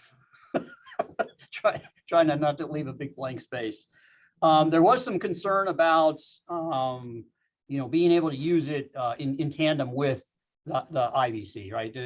Were these were you going to use a portion of it And if you are going to use a portion, if you're going to use the ICCPC in tandem with the IBC, you know, what is that determining factor? When can you do that and when can't you? And you know, and what are the and I guess that's it. I'm just going to mumble the rest of it. And if anybody from Group A wants to chime in on the rest or a portion of that, thanks. Mark, I think you did a pretty good job. I was the one assigned with notes. We probably should have done it all in one. I think some of the issues were quantitative aspects are not in the IBC. They would be required in analysis, design, operations, and maintenance documentation. We need to add a layer or in performance requirements, point to resources for measurements. The questions are in many of our members' minds as to whether you can do a piecemeal part of the performance code without doing the whole thing for the building, or a piecemeal part of the building code and then you do the rest in the performance code. It's sort of an interesting question. So. Well, great. Thank you, Group A. I mean, if this were easy, it would all be done. So I think some of these big questions are why we're trying to get a head start. Group B. Eric Mail. I got nominated to talk, or I volunteered, however you want to look at that. I don't feel a little bit like Mark here because the group was all over the place. We had a lot of conversation. There was not a lot of consensus. In general, we like to document. There was a strong feeling that there should be a standalone document that really had goals and objectives laid out, and then that would be a start. There was a portion of the group that felt that deemed to comply with the rest of ICC was not the right way to go. There was another portion that felt fairly strongly that it is the right way to go. But everybody did agree that we need goals and objectives, or intent for the ICC documents clearly laid out somewhere. I'm looking at our slide again. No consensus is where the dashed line belongs. There was a lot of discussion of maybe everything on that right-hand side needs to move above the line and should be part of the code. Again, we didn't reach a consensus, but we talked about it a lot. And there was a strong feeling that whatever we develop here has to work well with the rest of the ICC family. I'll use my words, to have a performance document that sits out and not get adopted doesn't serve a great purpose. And we talked about the approval and compliance being big concerns at the end. How's peer review handled? That was also a significant part of the discussion. Anybody in Group B think I missed anything? Chime in or mischaracterized it. I think this is Dan Coburn. I think you captured it. You captured it well, Eric. That's a good summary. Thank you, sir. Mm-hmm. Very good. Thank you. We'll go on to Group C then. Shane Cherney, Group C. Sounds like we're sort of all talking similar things here, but I think we were less focused maybe on answering the specific 3 questions than kind of talking about the broad context. I'll just kind of run through some of the things I highlighted from the different people, but there's probably a component where we need like explicit requirements for qualifications, whether that's on the design community side or the code enforcement side. For example, in the UK, code officials generally are like getting licensed as architects or engineers in a somewhat equivalent fashion, where in the US, a lot of people are coming out of the construction industry and there's just kind of disparity in, academic background or training and things like that. Verification is key. So if you've established a performance design, how have you identified where you've departed from a prescriptive approach, and how is someone going to enforce that in the future? Let's see. Yeah. So Jim had mentioned, one of the things Jim mentioned was, code officials are always asking, like, how do we inspect or enforce this? So that's really the major gap, is how do we make this easy for code enforcement to deal with this, whether that's a mechanism that they do themselves or introducing a more obvious guide for third party involvement that they can follow. Let's see. One of the other points we were talking through and bouncing around on is whether it's appropriate to have, like, really we need whatever the governing code is expected to be, whether that's the building code or a performance code. These ideas need to be strongly embedded into that and integrated into all of the other ICC codes. So I think that's exactly what Eric was saying, is this performance concept needs to be core integrated into all other ICC codes. One idea we were toying with was, well, what if the performance code isn't actually a code, but it's a guide, both in terms of code adoption and enforcement, or code adoption, but also to the design community. So to code development, it would be the guide that serves, you're taking this triangle idea of performance metrics and objectives, but then applying that to all the other ICC codes. So that was kind of another idea that we didn't fully develop, but we were tossing around. But I think the key element is whatever we expect that all coded agencies are adopting and enforcing, i.e. the IBC, that very much has this in the code language. Chris Jelenowitz reminded us that the new IBC and the annex had put in some performance or some PBD provisions, but I think that needs to get up into the actual code language. Let's see. Oh, and then I guess last point, and then anybody else can chime in. Darren mentioned, he has experience in both the UK and the US. He said one thing that they have done is they publish documents that, show what a safe building looks like. So it kind of has this kind of a white paper type approach where, people can look at okay, here's when they've done a PBD approach, here's what a safe building looks like. So that was kind of another idea of, having kind of case studies that people can reference. So yeah, if anybody else wants to chime in from Group C, please do. Otherwise, was kind of my quick summary. Shane, you are actually representing Group D, as in David. Or D, sorry. I was supposed to be in Group C, so that's what I had in my mind. So Group D, how about that? Great. I don't see any other comments, so thank you for that. And Group E. Can we do Group C or? Yeah, we'll go back to C. Sounds good. Who's doing Group C? Oh, I'm doing C. I was just. Yep. Okay, so I'll try to do justice to the discussion in the group. I think we were generally consistent in terms of the concerns or ideas. I think there was general consensus that it's good to have something at the top of that triangle, having some sort of an overarching guidance that does set performance goals is useful. I think there was broad agreement with that. I don't remember seeing anyone who disagreed with that. There was some discussion about how much detail to have there. So for example, I think there was a lot of discussion about we don't want to have broad goals, but you don't want to have too specific goals because things do keep changing. And so some of those more detailed goals could either go to an appendix or could be pushed down to other documents such as ASC and other standards that are referenced by I-codes, or could be something that's, again, like a guidance. It's left to the discretion of engineers. So you provide broad goals and then let others figure out what the details are.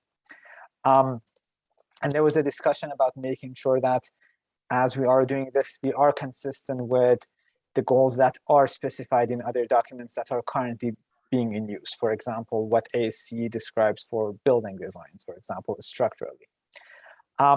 There was one concern about at the top of the pyramid, the design/verification methods not fitting there. It might be too restrictive if it's there. It ties to the same discussion of it's something that could be changing often and it could be very varied between different hazards that we're trying to design for. So maybe a question mark on design/verification methods being as part of the top of the pyramid.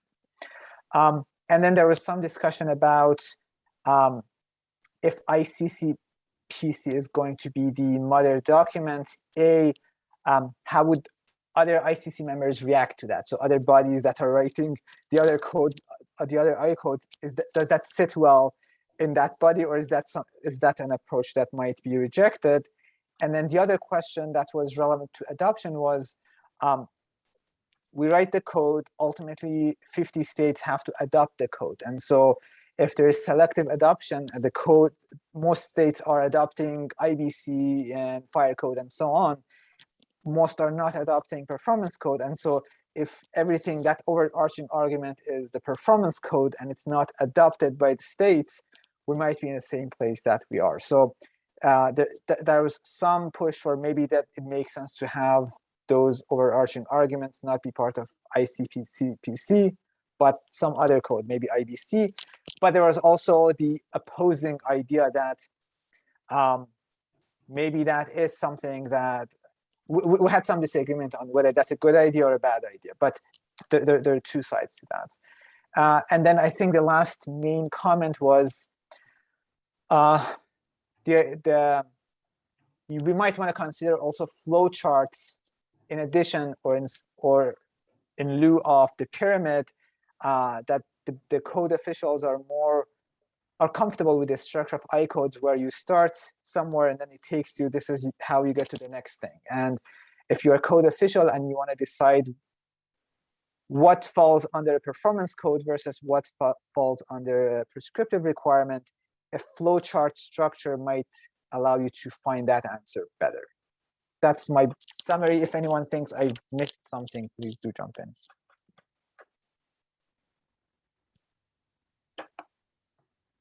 Thank you, Ali. One other quick thought that I meant to bring up in our group was one thing that the life safety code performance option does well is it has retained prescriptive requirements. So that might be a consideration to address, is like, is there anything that's like absolute, you can't change this whether you're doing a performance approach or not. But only additional thought. Thank you. Okay, group E.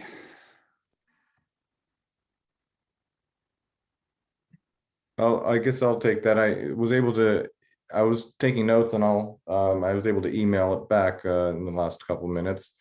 A lot of discussion that was from the other groups.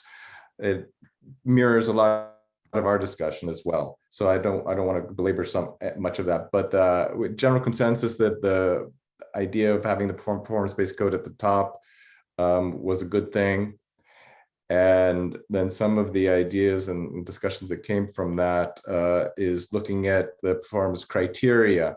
There was some serious concerns about whether performance criteria be part of that performance code or be relegated to other documents, like it was discussed before, like ASCE or SFPE for structural and fire. And then of course there's mechanical and so on and so forth. Sometimes those things change and sometimes the code can't keep up, and it could be better relegated to those other documents.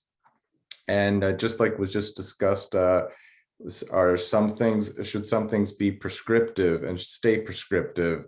One example will be some aspects of firefighting that need to be prescriptive, and that's going to be a challenge going forward in finalizing anything like this. Of course, Donald had mentioned that we should expect this to take quite a while. This is going to be a transitional period if this is put forward. Fortunately, in this transitional period, every jurisdiction will have the opportunity to just accept all the prescriptive deemed to satisfy provisions. So it could keep everybody happy by having the system set up this way. Nobody's being forced to take the other leg. Then there was a question about some of the elements on such as peer review. How was that incorporated into the actual code? Would that be incorporated into the code in some manner, in some fashion? Or would it be again a reference? And this was also mentioned also whether or not there should be, for example, what is a safe building? There was a comment about should there be a floor to safety? That is, especially in the transitional period where people are either uncomfortable or if there's the verification process isn't strong. And the example I thought of was like a high rise with 2 means of egress versus a performance-based approach saying, oh, we only need 1 means of egress. There could be this period where either the verification process isn't mature to review that, and then a jurisdiction or the authorities can feel comfortable with certain prescriptive floors. Those were the main topics that I felt I should share. And I think otherwise we have a lot of discussions that were similar to the other summaries. Anybody else have anything to add that we may have discussed?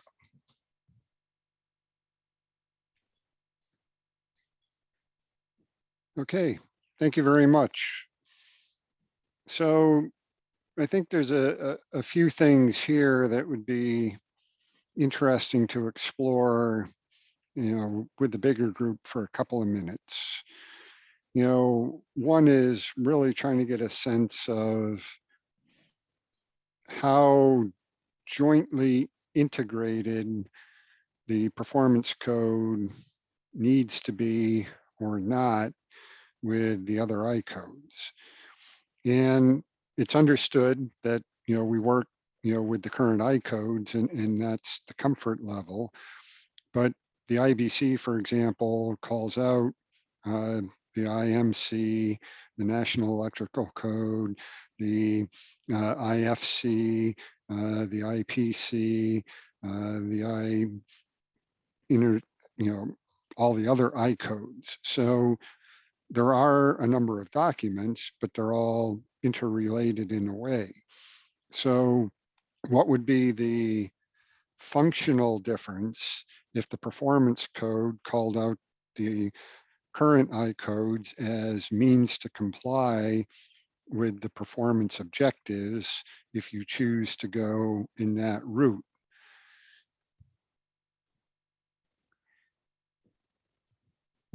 I mean, I'm not going to make any decisions what the structure is looking like.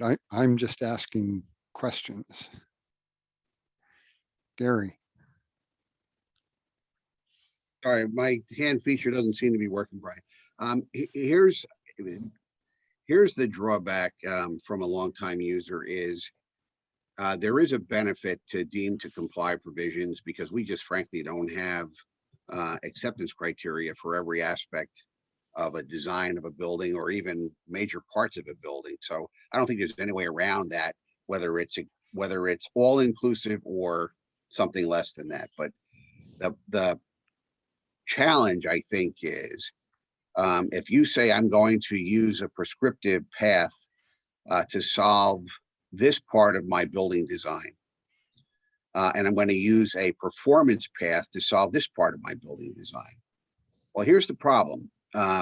If I don't comply with all of the prescriptive pieces, have I left something out in the design context by virtue of just picking and choosing which pieces of the prescriptive code that I use?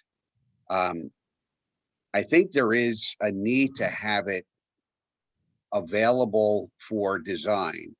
I guess another way of saying it is, a lot of the prescriptive provisions aren't tied to a real clear set of intents and objectives. So how do you chicken and egg that and say I'm designing to a particular set of objectives, but it's clear if I use chapter 7 and chapter 9 I don't know that my building design overall is tied to those objectives. It could be redundant and superfluous. So, I think there's a need to have it available. But I believe that performance code, if we're going to do this the right way, needs to be a tool that intelligent folks and intelligent design team and AHJs can get together and decide what those objectives are and the best path to get there and verify it, document it, and make sure it stays that way. So I think they're interrelated, but not one book. That's just my point of view. Thank you. Dave Collins next. Well, Gary, I agree with you totally. And having been there with you on many of these discussions, the performance code does fundamentally use the IBC as its baseline. But the problem is for both designers and enforcement officials linking a solution that's different from what's prescribed. And that's, I think, the failure of the system. Both codes need clear understanding of what their intent and purpose is on almost every provision. Things like the exit access travel distance has been researched and examined for decades. And yet it's given as an absolute in the IBC. But there's obviously, or there is a wealth of information within the research community on varying solutions to that problem or that issue or that question. But we don't have any way to integrate the two.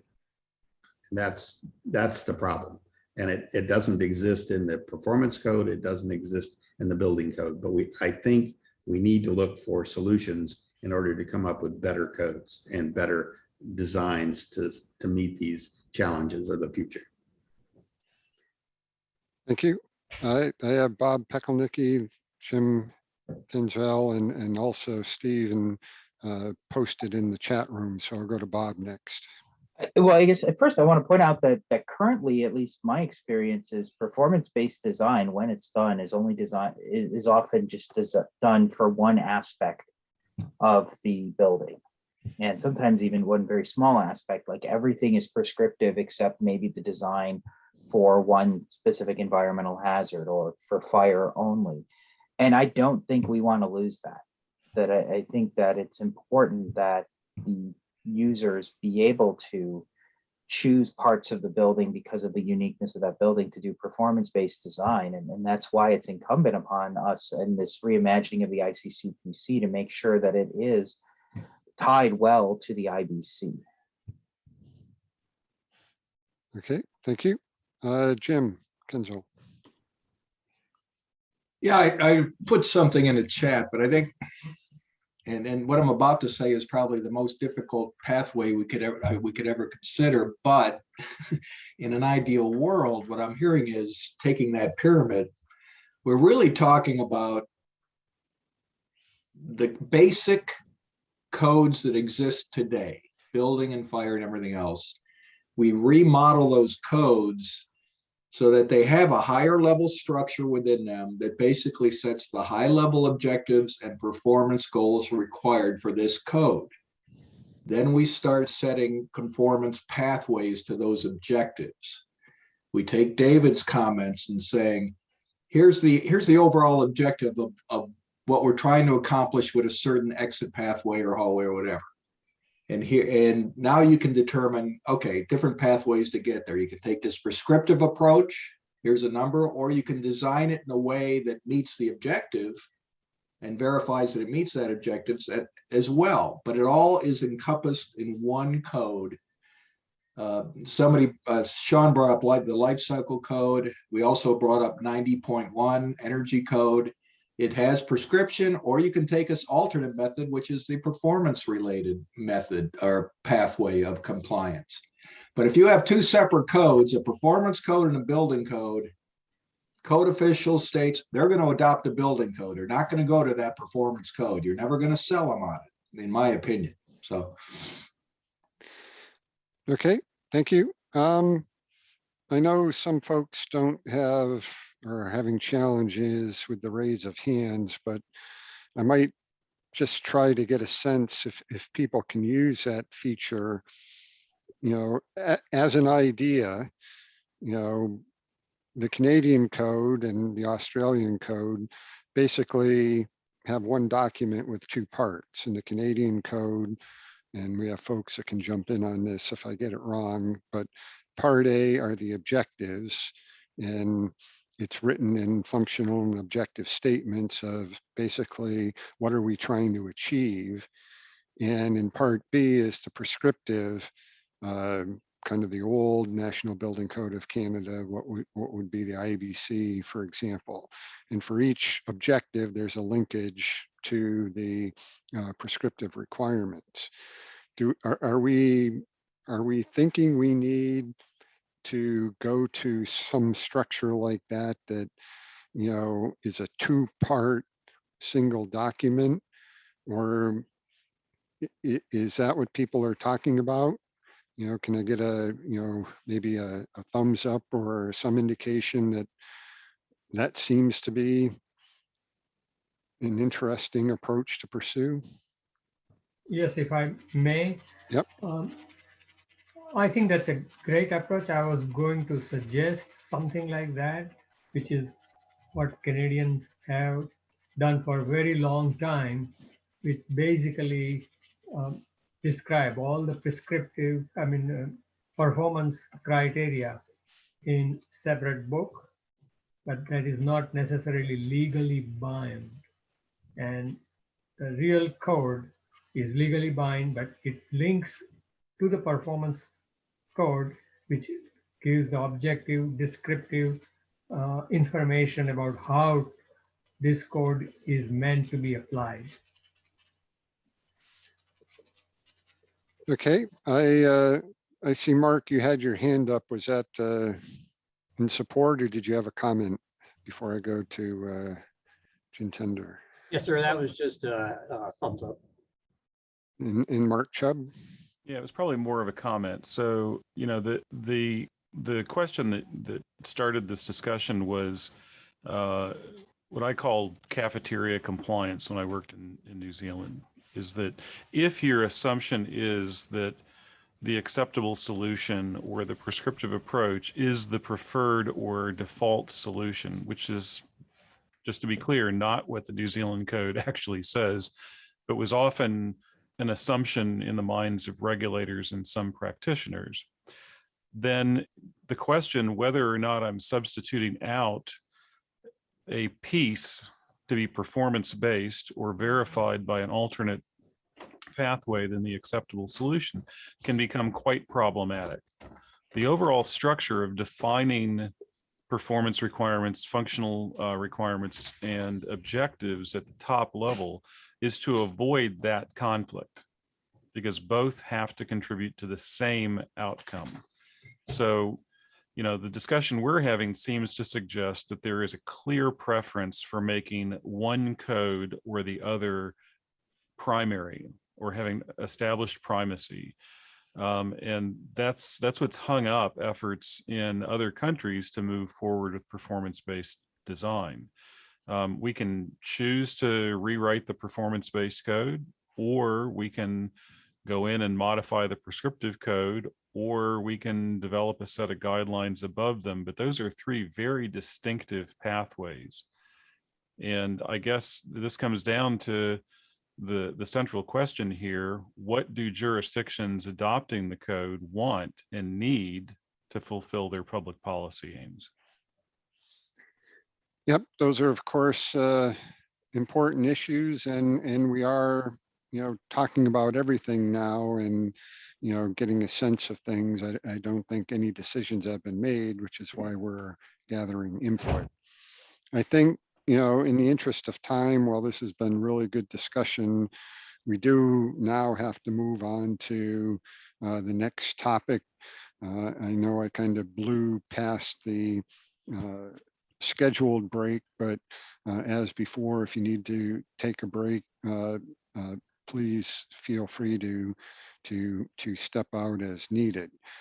So I want to get on to the next topic. for the breakout for today. And that's trying to get down a little bit more detail into the concept of the what was called the performance levels and design performance level concept that's in the current ICCPC, and see if we might think about whether that's applicable to expand to other areas. So just briefly, building uses were looked at in terms of basically risk to occupants or risk that they posed.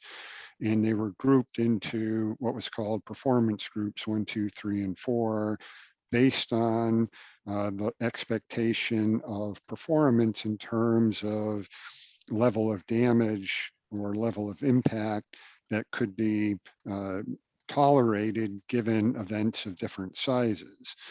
So if you were, for example, in performance group 4, which is an essential facility of some sort, like a healthcare facility, you were not expected, you had to design the building with the expectation of no more than a mild level of damage up to large events, and even then only moderate damage for a very large event. Yet if you were a performance group 1 building that maybe is an outbuilding, say a detached garage from a house, you know, even for a small event, you could expect or design for a moderate level of impact. And for large or very large, it could be severe or, you know, completely gone. So it was an idea that, you know, based on primarily life safety risk or risk of the that the facility would pose to the local community or the essential nature of the facility, you could group them by different performances and look at the level of impact for different events that would be possible to impact to the building. So there are 3 questions around this concept that I want to get some input on. And one is just basically, it's been suggested for, you know, what's in the current ICCPC to change from performance groups to risk groups for natural hazards and fire, because that seems to line up better with the current codes in ASC 7 and so forth. And, you know, it's really focused on you know, risk to life and life safety risk of the building performance. So does this make sense, and does it reflect, you know, how we're thinking in terms of those kind of hazard related performances?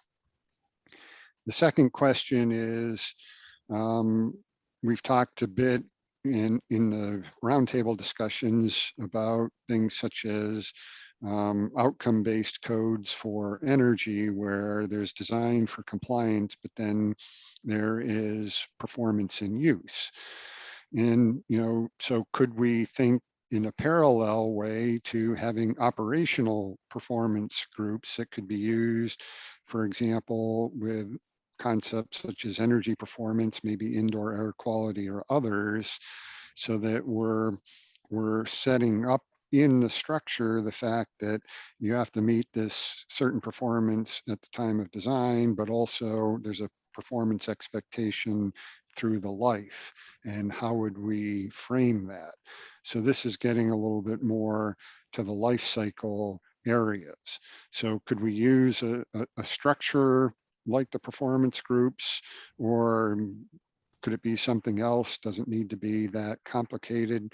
You know, just a question to kind of get some input on that. And lastly, you know, it's been discussed that, you know, while the current risk groups or performance groups in the ICCPC tend to be focused on, you know, life safety, there's also this need for functional recovery. And thinking about for events of a certain size in terms of community resilience, how long does it take to get a hospital back online, or a fire station back online, or a particular manufacturing facility. So there's still this relationship between the magnitude of event, but now it's a time to recovery of basic function, as opposed to immediate life safety to allow people to get out. So it's a different concept. So should we be bringing this concept in more explicitly in terms of achieving this objective to help support functional recovery? And is this a type of framework that would be appropriate to do that? So those are the questions. We'll now kind of go off into breakout groups. Before we do that, I just ask if there's any brief questions for clarification, or is basically are the three questions and the concepts pretty straightforward? David Bonowitz. Brian, in your imagination, since you've been behind some of these documents we're looking at, when you think of the reimagined performance code, are you imagining something that is just as enforceable as the current IBC, IRC, IEBC, but written in performance terms? Personally, yes. I think if we're not aiming for that, really, why are we doing it? Okay, so it's got to be, you're imagining something written in what we call code language, enforceable terms. Even if you defer to it, you might defer to a peer reviewer to make that decision, whatever, but it's got to be reliable, replicable, enforceable. You get the same result no matter who does it, kind of thing. To the extent possible, yes. Okay, thank you. But clarifying the performances you're looking for, rather than, why is a 30-foot travel distance mean anything? Fair enough, but whatever the rules are, you're imagining that the document itself is not just a total flexibility, it's flexibility, but it has to be written in order to be both enforceable and reliable. Right, as you and Mark Chubb and others have pointed out, there's a standard of care, there's a legal system, there's structures that we have to fit within. So it shouldn't be something that's too wide open. And quite honestly, I think that's a little bit the mistake we made with the first one, is that it gives you targets, but not enough how to achieve them, which meant that it didn't provide a level of guidance that was helpful enough. Thank you. That's useful context. Okay, so with that, Judy, if we can pop people more readily into groups, we'll look forward to the outcome of this discussion. Slightly less of a leap of faith this time. I really believe it's going to work. I'm opening all rooms that should be open now for 30 minutes. So, and everybody should end up with the same group. Here we go.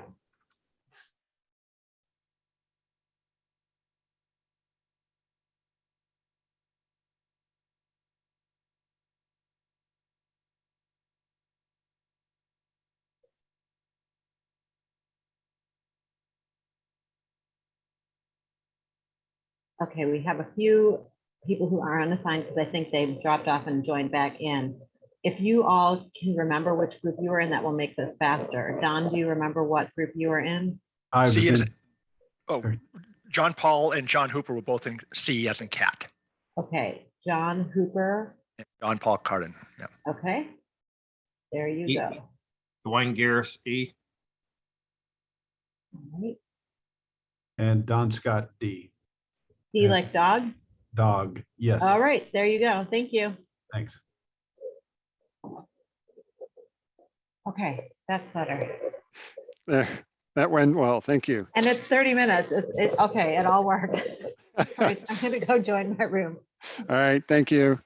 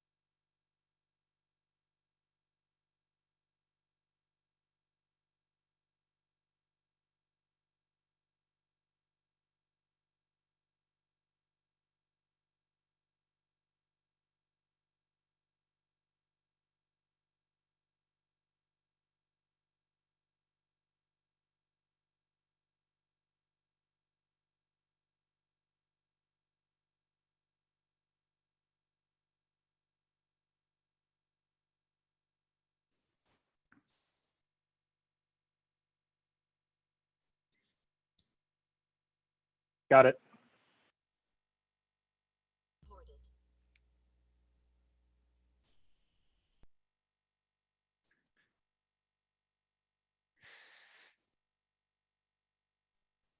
That was a lot more smooth. I think we can count on that process to carry us through for the rest of the conference, including in the second session. Very good. It's good to see everybody pop back in. One thing about the electronic systems is the timekeeping is helpful. You're cut off when you're cut off. I'm not sure we have everyone back quite yet. We should pretty soon.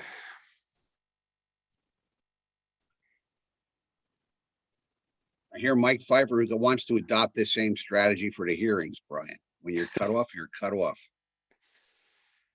Yeah, that doesn't surprise me. No, I didn't say that. Except for those retired guys like Gary Lewis. Gary, you can just keep talking all you want, okay, buddy? Gary, I thought that's what John Terry was at the hearings for. Oh, he's good. Even this year, he's going to be more motivated. Trust me. Okay, I think we have everything back. I stopped in on most sessions to listen in a little bit. Sounded like interesting discussion, so we'll jump right to it with Group A. Yeah, great. Thank you. I think I have a little more structure as I took notes at the same time. And I'll just go through basically them 1, 2, and 3. Item 1 was the performance groups to risk groups. And Dave brought up right away that there's groups, mainly AIA got together on this and have already brought this recommendation forward. And they were actually at the code hearings, the most recent code hearings. And relative to the fact that it covers a lot of different code sections, some of them have changed and they are going to actually move forward with that change, and some of them didn't. So it just kind of depended on where they're at in the code. So that is, we're all basically in agreement for that. It is a good idea, and it is already happening. It basically makes sense because you're really more, and this was a great statement, you're more aware of what the risks are, and then you design the performance to match the risks, right? So that was a great statement, made perfect sense. And the nice thing also is the technical aspect of it didn't change. It was just basically reclassified, renamed. So it wasn't a lot of detail into that one. That one went pretty well as far as item number 1. Item 2, the operational performance groups for in-use operation issues. And this happened in our first breakout group as well. And we just kind of brought that up to start with is there is a lot of concern that the performance code will turn into a dumping ground. And so we didn't want that to happen, that anything that hasn't been able to fit in other codes over the years would just find a nice home here. So there was some concern about that. One thought was that if there is an interest in having in-use operational, that there was some control mechanism about how much is addressed or what is addressed. There was a little conversation about the sustainability. Maybe it sounds better in the performance code than it does in the energy code, right? So there were some certain things that happened there. And in addition to that it might be too early for this code, right? It might be a good location for some of these in use, but maybe not this first iteration, maybe a couple generations down. And with that in mind, maybe there's a reality where there's actually places left out in the code that identify for future use, or something like that. Some blocks that actually make that awareness. And let's see, a really good conversation on, to be able to use this, calling it in use under these emergency conditions, right? So the pandemic that we're doing relative to what does a convention center turned into a hospital look like? What does temporary housing and with a disease control look like? So then the concern was, is this performance code a temporary or a permanent code? And kind of the consensus on that was, I don't know, maybe there's two different locations. Maybe there is a location for how to deal with things on a temporary basis. And then also there was a recommendation that everything that is identified in the building code be delegated a place in the performance code. So I don't know, that may come back to what that triangle looked like originally. So not a ton of consensus there, but great conversations. Item 3 about functional recovery, performance groups, yes, that was pretty much everybody was on board with saying yes on that. Critical to structural and life safety was kind of the first part of the conversation. The conversation about the use and the occupancy and how much in the community, how much of each use and how much different occupancies were in the community, and how does that look rebuilding that, right? You can't, you got to get the hospitals and the fire stations up and running, but then, you know, is there a limit on how many banks and how fast the bank should be, and the gas stations and that sort of thing. So some control of that, and we actually had two sides as to it doesn't belong in the code, and then a good argument for it does belong in the code, to just identify, and the reality of it was, you know, maybe we could identify the measures that actually identify what gets a building, and then when you get multiple buildings, what gets part of the community back up and running. So there could be a measurable amount of that. And then last part of it was, how do we do this? You know, what does an emergency situation look like, and how do you measure an emergency condition? It's really difficult for the current building code to know what to do with that. So this is a good location to be able to figure that out. But once again, as we've talked previously, measuring and identifying the goal is really kind of the critical part. And that's kind of the summary of our discussion. Great. Thank you very much, Mark. Group B. It's Eric Mail. I'm going to try to share my screen real quick. I don't know if it'll let me. No, I'm not allowed. Okay. On question 1, most people were kind of agnostic about whether they're called performance groups or something else. We had really good alignment agreement saying that it doesn't matter what you call them, but they need to be there. It was kind of a quick, easy conversation. Question 2, this conversation kind of went all over the place. I wouldn't say there was a lot of disagreement, but we covered a whole lot of topics of, you know, things like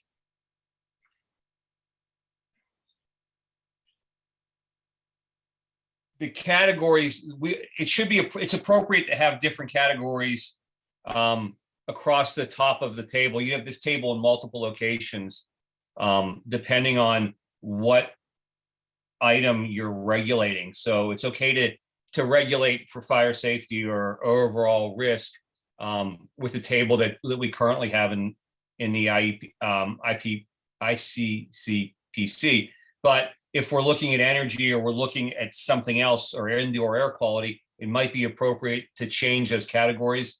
And I think most people in the group said yes, multiple tables like that work. So I think that was there's pretty good consensus along those lines, is yes, that can change. And for the last question, and there was a long conversation that went along with this regarding regulating or causing the building code to regulate the ongoing operation of a building, whether it be as the fire code does now for specific items, or energy performance measures, things like that. That's going to be a paradigm shift, and it's going to take a lot of getting used to from the public and a lot of getting used to from the enforcement community. And that's just going to take, if codes go the way they're going, everybody's going to need to adjust to that. I think there was pretty good consensus along that lines, and there was really good consensus that yes, functional recovery from question 3, yeah, that should be part of the code, and that we need to coordinate with other jurisdictions like FEMA or other entities like FEMA and NIST. That's a very cross-cutting idea right now. I think that covers everything we talked about. Eric, sorry you charged way on ahead, but I can make people I can give people permission to share their screen if they want. I just need to know. So sorry. Nope, no problem. I got it. I made it work Okay. without it. If anybody else wants to share their screen, just give me a heads up at the very beginning. I can do it quickly. Great. So thank you, Eric. And we'll go to Group C. If you want to share your screen, let Judy know. No showing of screen. I think Group 3 had a great discussion. It was a very lively one. Starting from a high level, we all agreed that we could separate these into 3 bins. From a first question perspective, I think everyone was in general agreement that risk was a little bit nicer word to use. More for those who are on the seismic and ASC 7 side, it matches up well with risk category. You know, just people are familiar with the terminology, and so calling it a risk group, and it makes it relatively consistent, easy to communicate what that means. If people were looking at the ICCPC for the first time, seeing risk group and see the table and it matches risk category was a nice, you know, just nice connection that might help people feel more comfortable with it. But overall, that was about the extent of our question 1 discussion.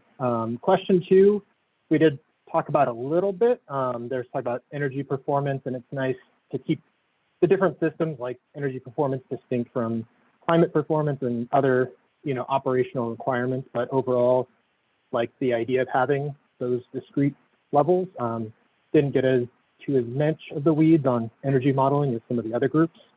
On the third question, there was a lot of discussion about resilience and just, you know, whether or not there was a mandate in the codes, because the concept is once it's in the code, it's sort of a, you know, David Bonowitz mentioned earlier, the idea is that it's a mandatable, code enforceable thing and establishes sort of a minimum performance. And I think someone in our group thought that, well, it's not a mandate yet, that it may not live in the code because of what the code means, that after some discussion, maybe there's thoughts that it could maybe keep that same framework, but maybe as a guide or something else that could help support some other, facilitate functional recovery in different ways.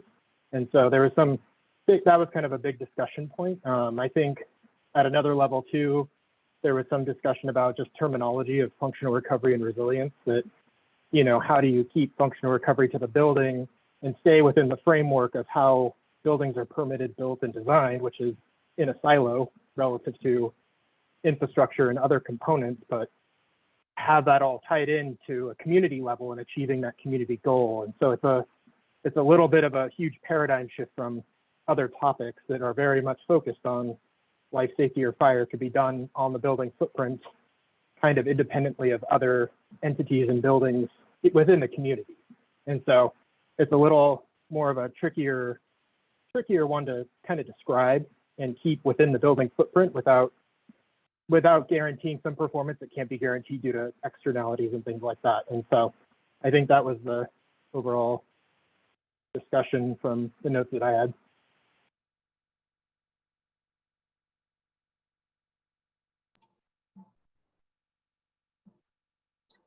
Brian, you're muted.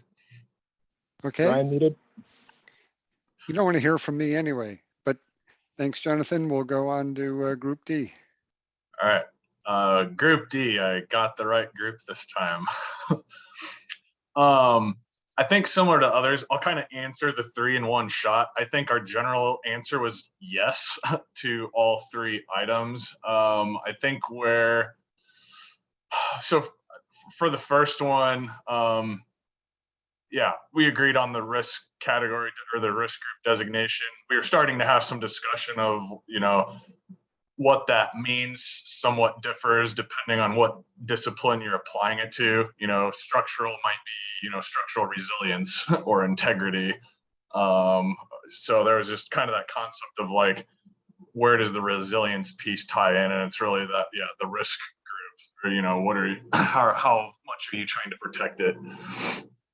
Yeah, item 2 with the operations, we were starting to draw analogies with like business continuity or business interruption. So think like NFPA 1600. I think there's some good assessment mechanisms in there that could be considered for different objectives and things like that. So some of the general things we were talking about, for operation. I don't know if this is necessarily the intent with like some of the net zero energy things, but if you have an event and you're worried about business continuity, think like power loss.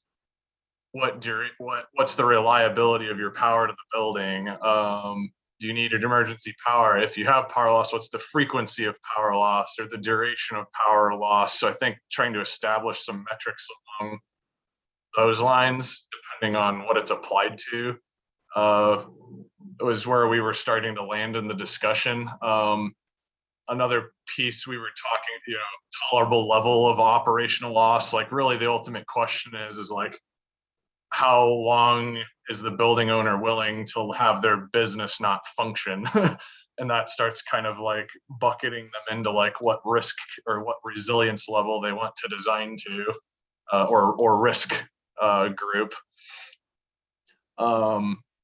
For those of the fire engineers, like we were starting to talk right at the end on like some fire protection, NFPA introduces like inspection, testing, and maintenance schedules. So how often do you need to maintain whatever your building system components are? So extrapolate that concept and apply it to whatever other of the building systems or components. So maybe if you're a risk group 1 versus a risk group 4, maybe a risk group 1, you're only inspecting or maintaining something once every 10 years, but risk group 4 is like every 5 years or something. So maybe there's some mechanism of that. Let's see. Yeah, and then Mark had kind of brought up some points on, what's the best way to incentivize the broader industry to design better than the minimum.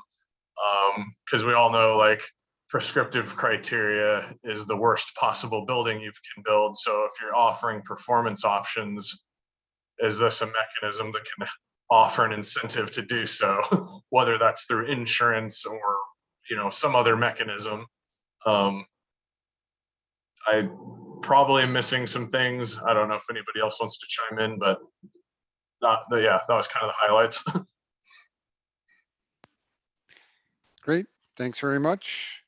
And we'll go on to E. All right, I sent in the PowerPoint back, but I don't know if it's going to pop up. That'll help me out a little bit. At the top Do you see it, topics. Armin? Yeah. Okay. Thank you. Similarly, we looked at these 3 as a collection of questions and answered basically yes, as Shane was talking about earlier. That's how we kind of approach this. It makes sense. It sort of takes what I was saying, what I thought of the existing performance-based code that just talks about performance groups and breaks it down into categories of risk, the operational and functional recovery. And as mentioned before, this could lead then to, particularly between risk and functional recovery, better and more accurate design decisions, particularly in structural and seismic, because they already acknowledge that they could design to one or the other, or even if you want to say operational for long-term operational, that it's continuous operation. So it's going to be a process that is already in the marketplace, so to speak.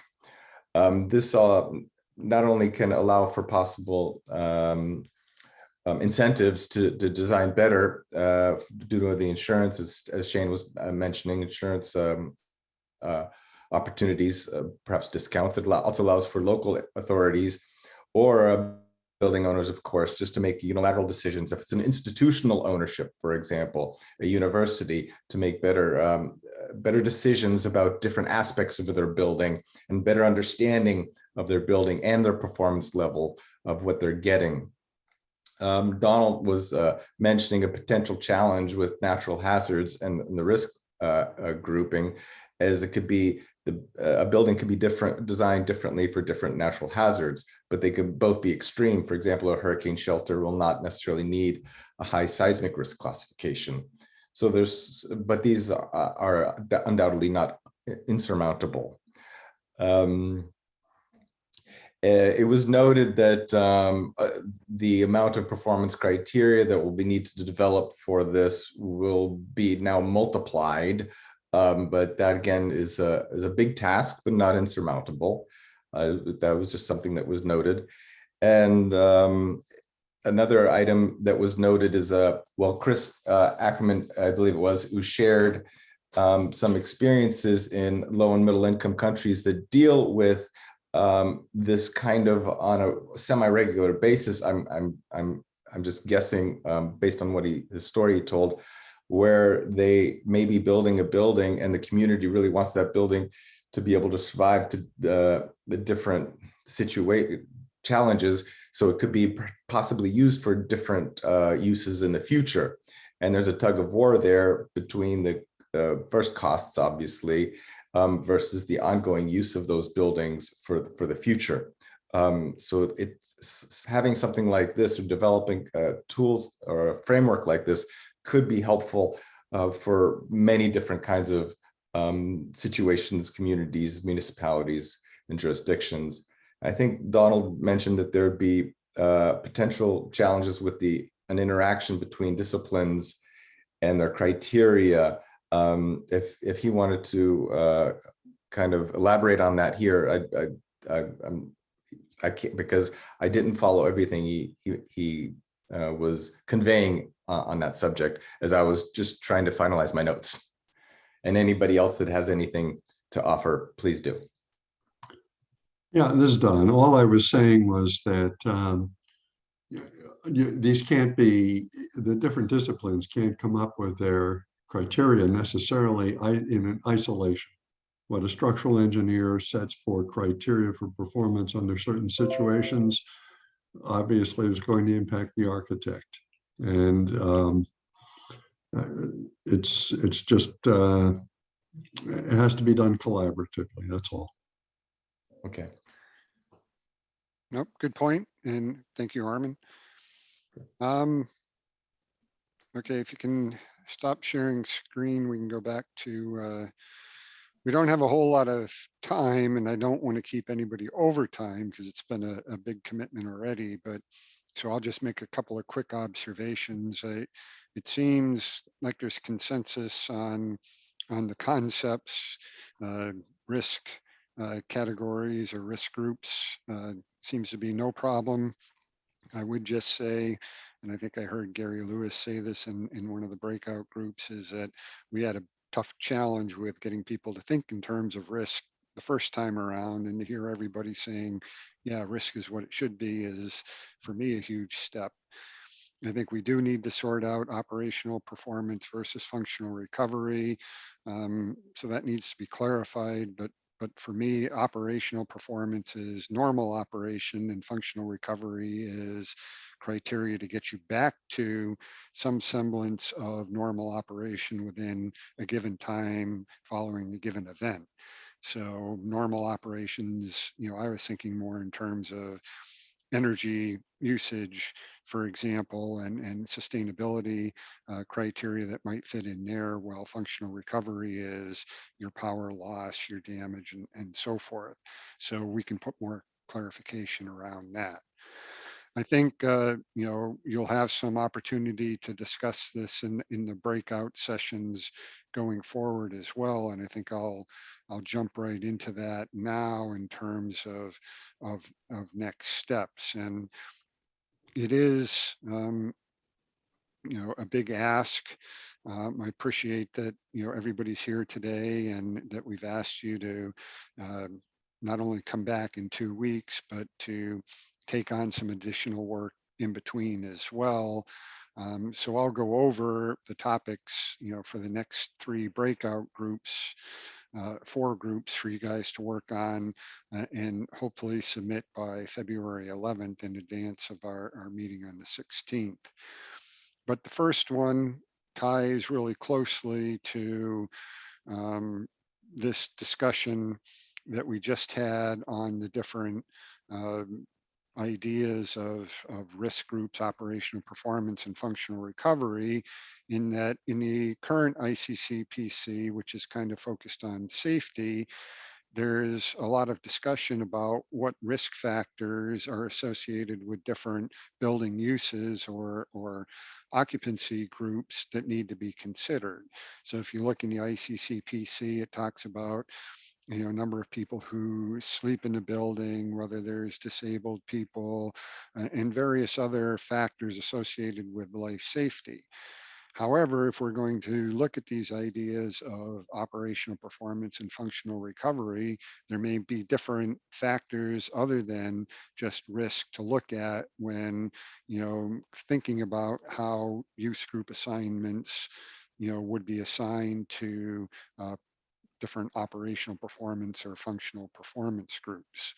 So the three questions are around these topics. The first one is when we're talking about safety and setting up performance criteria and so forth, what risk factors or attributes should be applied to building uses for making a determination on putting those into the risk groups. And an answer could be that the current designations are fine, or what's in ASC 7 is a good basis or whatever, but it's thinking about that, the risk factors and issues associated with building fire safety performance. The second one then would be if we're looking to have operational performance levels, that would be for systems in use or performance in use. And I know there wasn't 100% consensus on this, but assuming that that happens, would there be particular attributes that would be associated with different occupancy or use groups that would need to be included for being able to group different uses into different performance levels? And some of the groups talked about this in terms of how you might say group based on expected energy usage of maybe a certain square footage of a building or something like that. But this would be something to kind of kick around, because if we're going to go to operational performance levels and assign use groups, there should be some criteria or attributes for assigning the use groups.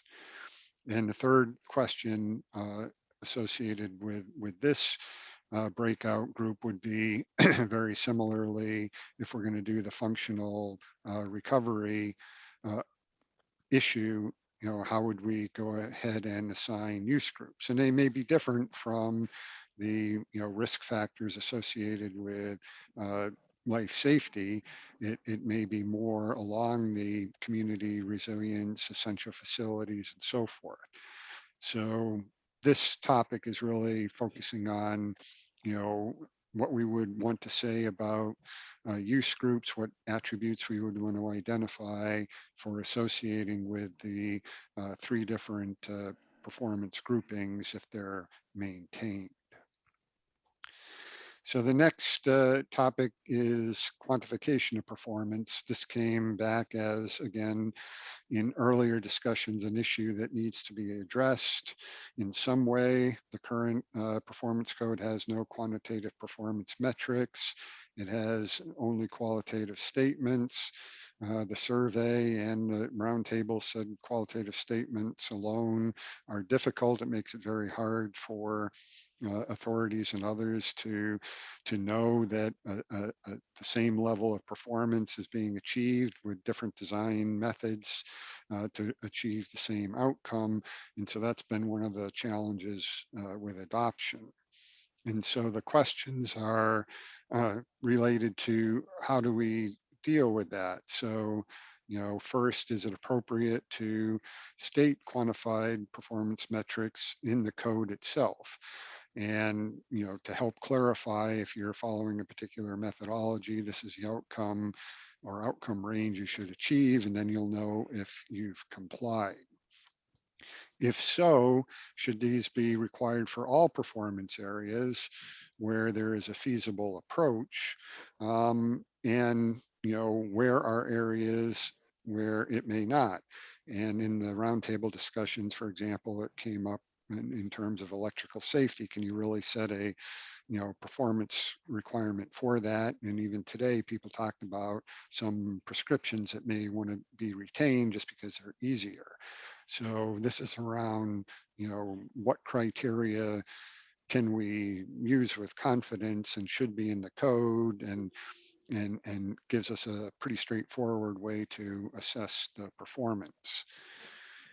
And the last is, if you don't think the quantified performance metrics should be in the code, where should they be and how should they be cited? And again, I've heard discussion of it should be outside of the code and kept with the different design documents. But then the problem is, if design document A is used in one building and design document B is in another and design document C in the third, they're all similar buildings. They come up with different results, be it in the same jurisdiction or a different one. Is it really getting to a level of uniform performance? Not all designs need to be the same, but if we want a similar level of performance, there's got to be a way to measure that. So that's what these questions are trying to get around. The next topic is the corollary to that of, if you have the design criteria, how do you link then to the analysis and design methodologies, as well as the compliance and verification methodologies? The current performance code doesn't have those linkages. It leaves it largely up to the engineers. And again, it creates a challenge of, how do you know, either as a designer, a client, or an authority, if it's appropriate in the circumstance to use that particular methodology, and how do you demonstrate that it's appropriate? So the questions here, similar to the criteria, are: is it appropriate to state in the code by reference or reproduction in the code specific acceptable design or verification methods that are specifically linked to quantitative performance criteria to clarify, how things should be done? And again, if you think of the diagram, you can still do an alternative. So this is really asking, should there at least be one, set of clearly linked criteria and methods of verification? If so, should these be required for all areas where it's feasible? And if so, which areas are feasible? Again, maybe more for energy, fire, and structure, indoor air quality, maybe not so much for electrical, but we want to hear from you. And again, the corollary, if you do not think they should be at least one set of linkage documents, criteria, verification method, design method in the code, how do you think they should be cited in a way that provides that level of confidence that they're being used appropriately and you're getting the level of performance that is claimed to be delivered? Topic 6, which is the last one for the homework, is really about a combination of things. It's reviewing designs, it's reporting how things are working, for example, for buildings in use, if there's outcome-based criteria that are added to codes, and for functional recovery. There's also this aspect of, there's different compliance pathways, but to what extent should peer review be required, and should there be some way to control for that? So the questions here are: is it necessary and appropriate to provide a pathway for required peer review by competent and qualified entities that are independent of the design process? So what this is trying to do is to say that, peer review by somebody in your own firm is not good enough, or picked by you is not good enough. But if the designer does a design, the peer review is picked by the authority to provide some level of independence. And, the sub question is, for which areas would this be considered? And would you put any qualifiers on that, like high risk or complex buildings or innovative systems? The second question is, if, around some of these review aspects, should there be some form of certification to give another level of confidence to the authorities that the people doing the review are have the competencies to actually do that review, as well as to do the design. And the third one is getting to more of the in-use type issues. If there are going to be outcome-based designs, for example, and you're going to look at outcomes over a period of time, should there be kind of some sort of certification for providers that are reporting on those in-use performance measures? And if so, how should such a system, kind of be set up from the code perspective? Those are the homework assignments, but also to give you a look ahead to the final session on the 26th. The last topic, which we'll cover then, is really, I want each group to come down on 5 top items that must be successfully addressed and or implemented in any reimagined ICCPC to help facilitate ideally widespread adoption, implementation, and use. And we've already talked today about some issues. Is this going to be part of a prescriptive code? Is it a separate document? What are the relationships? Do we need operational performance? Should functional recovery come after a policy is made, or as a model code? Is this leading communities by giving them options to use? Whatever it is, we want to see what the top 5 is from each group and see, where the top 5 overall end up. So going forward, what we'll do on the 16th is just a quick bringing everybody back together, make sure we're all sorted out on the groups. We'll keep the same breakout groups, and then we'll report out on each of the 4 topics that you've worked on over the interim. We'll have a quick break, and then we'll go into topic 7, report out on that, and see where we're at overall at the end, and hopefully have a little bit bigger session to discuss at the end where we're at, where we see things going, and so forth. And just as a reminder, have a look, if you haven't, at the webpage we set up and the resources that we've posted and the recordings and all the rest. And you can reach me at either of these email addresses if you have questions and comments going forward. So with that, I'll see if there's a few questions before we wrap up. And I see Jim has his hand up.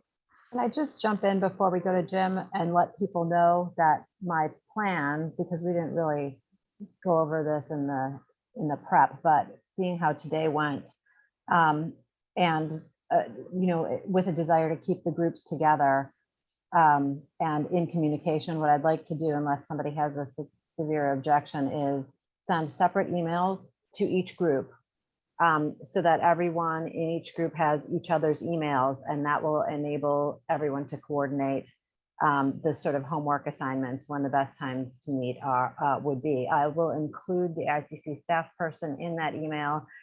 They'll be able to help set up doodle polls, set up WebEx meetings, may or may not be joining. If they can't join and you need an ICC person, let me know and I can find somebody else to kind of help facilitate. But that way, every discussion group will have the contact of the rest of their immediate group, and I can also send the slides that go over the topics with that email.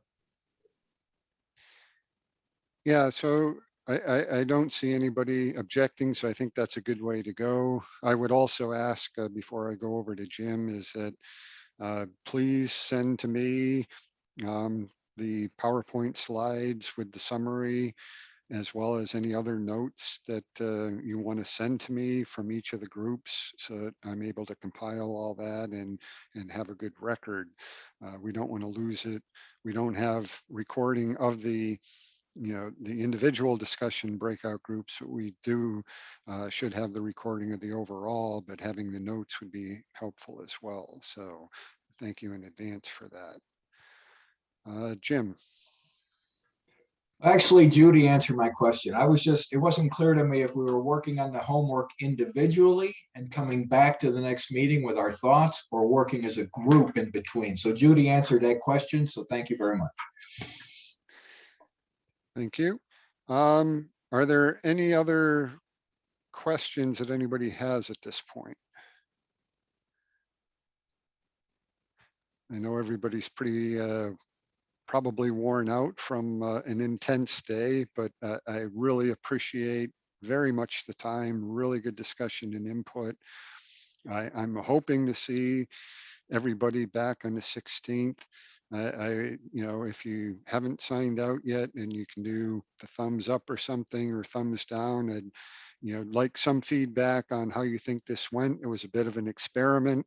We hadn't run a workshop like this in this format. It seemed to go pretty well, and we would expect to do the same type of thing on the 16th. But we definitely want to take advantage of getting input from everybody, and this seemed an appropriate way, at least in the still COVID environment. Hopefully down the road, we can do things like this face to face again. So thank you. Looked like quite a few thumbs up, so appreciate that. I don't have anything further logistically. I think we're all set up. The groups are the same. Judy will send out emails. We'll send out the the slide templates with that, so every group has that. Get things back to me, and I think we're good. So again, let me offer my sincere thanks to your input on this important project. We'll get through the next one, and then hopefully within about a month of that, I'll have a report that kind of summarizes everything together. So that's the target. Thank you, Judy. Thank you, ICC staff, and importantly, thank you all your volunteers for spending your time. Thank you. Thanks, all. Thank you. Thank you. Thanks, guys. Great work. Thanks, everyone.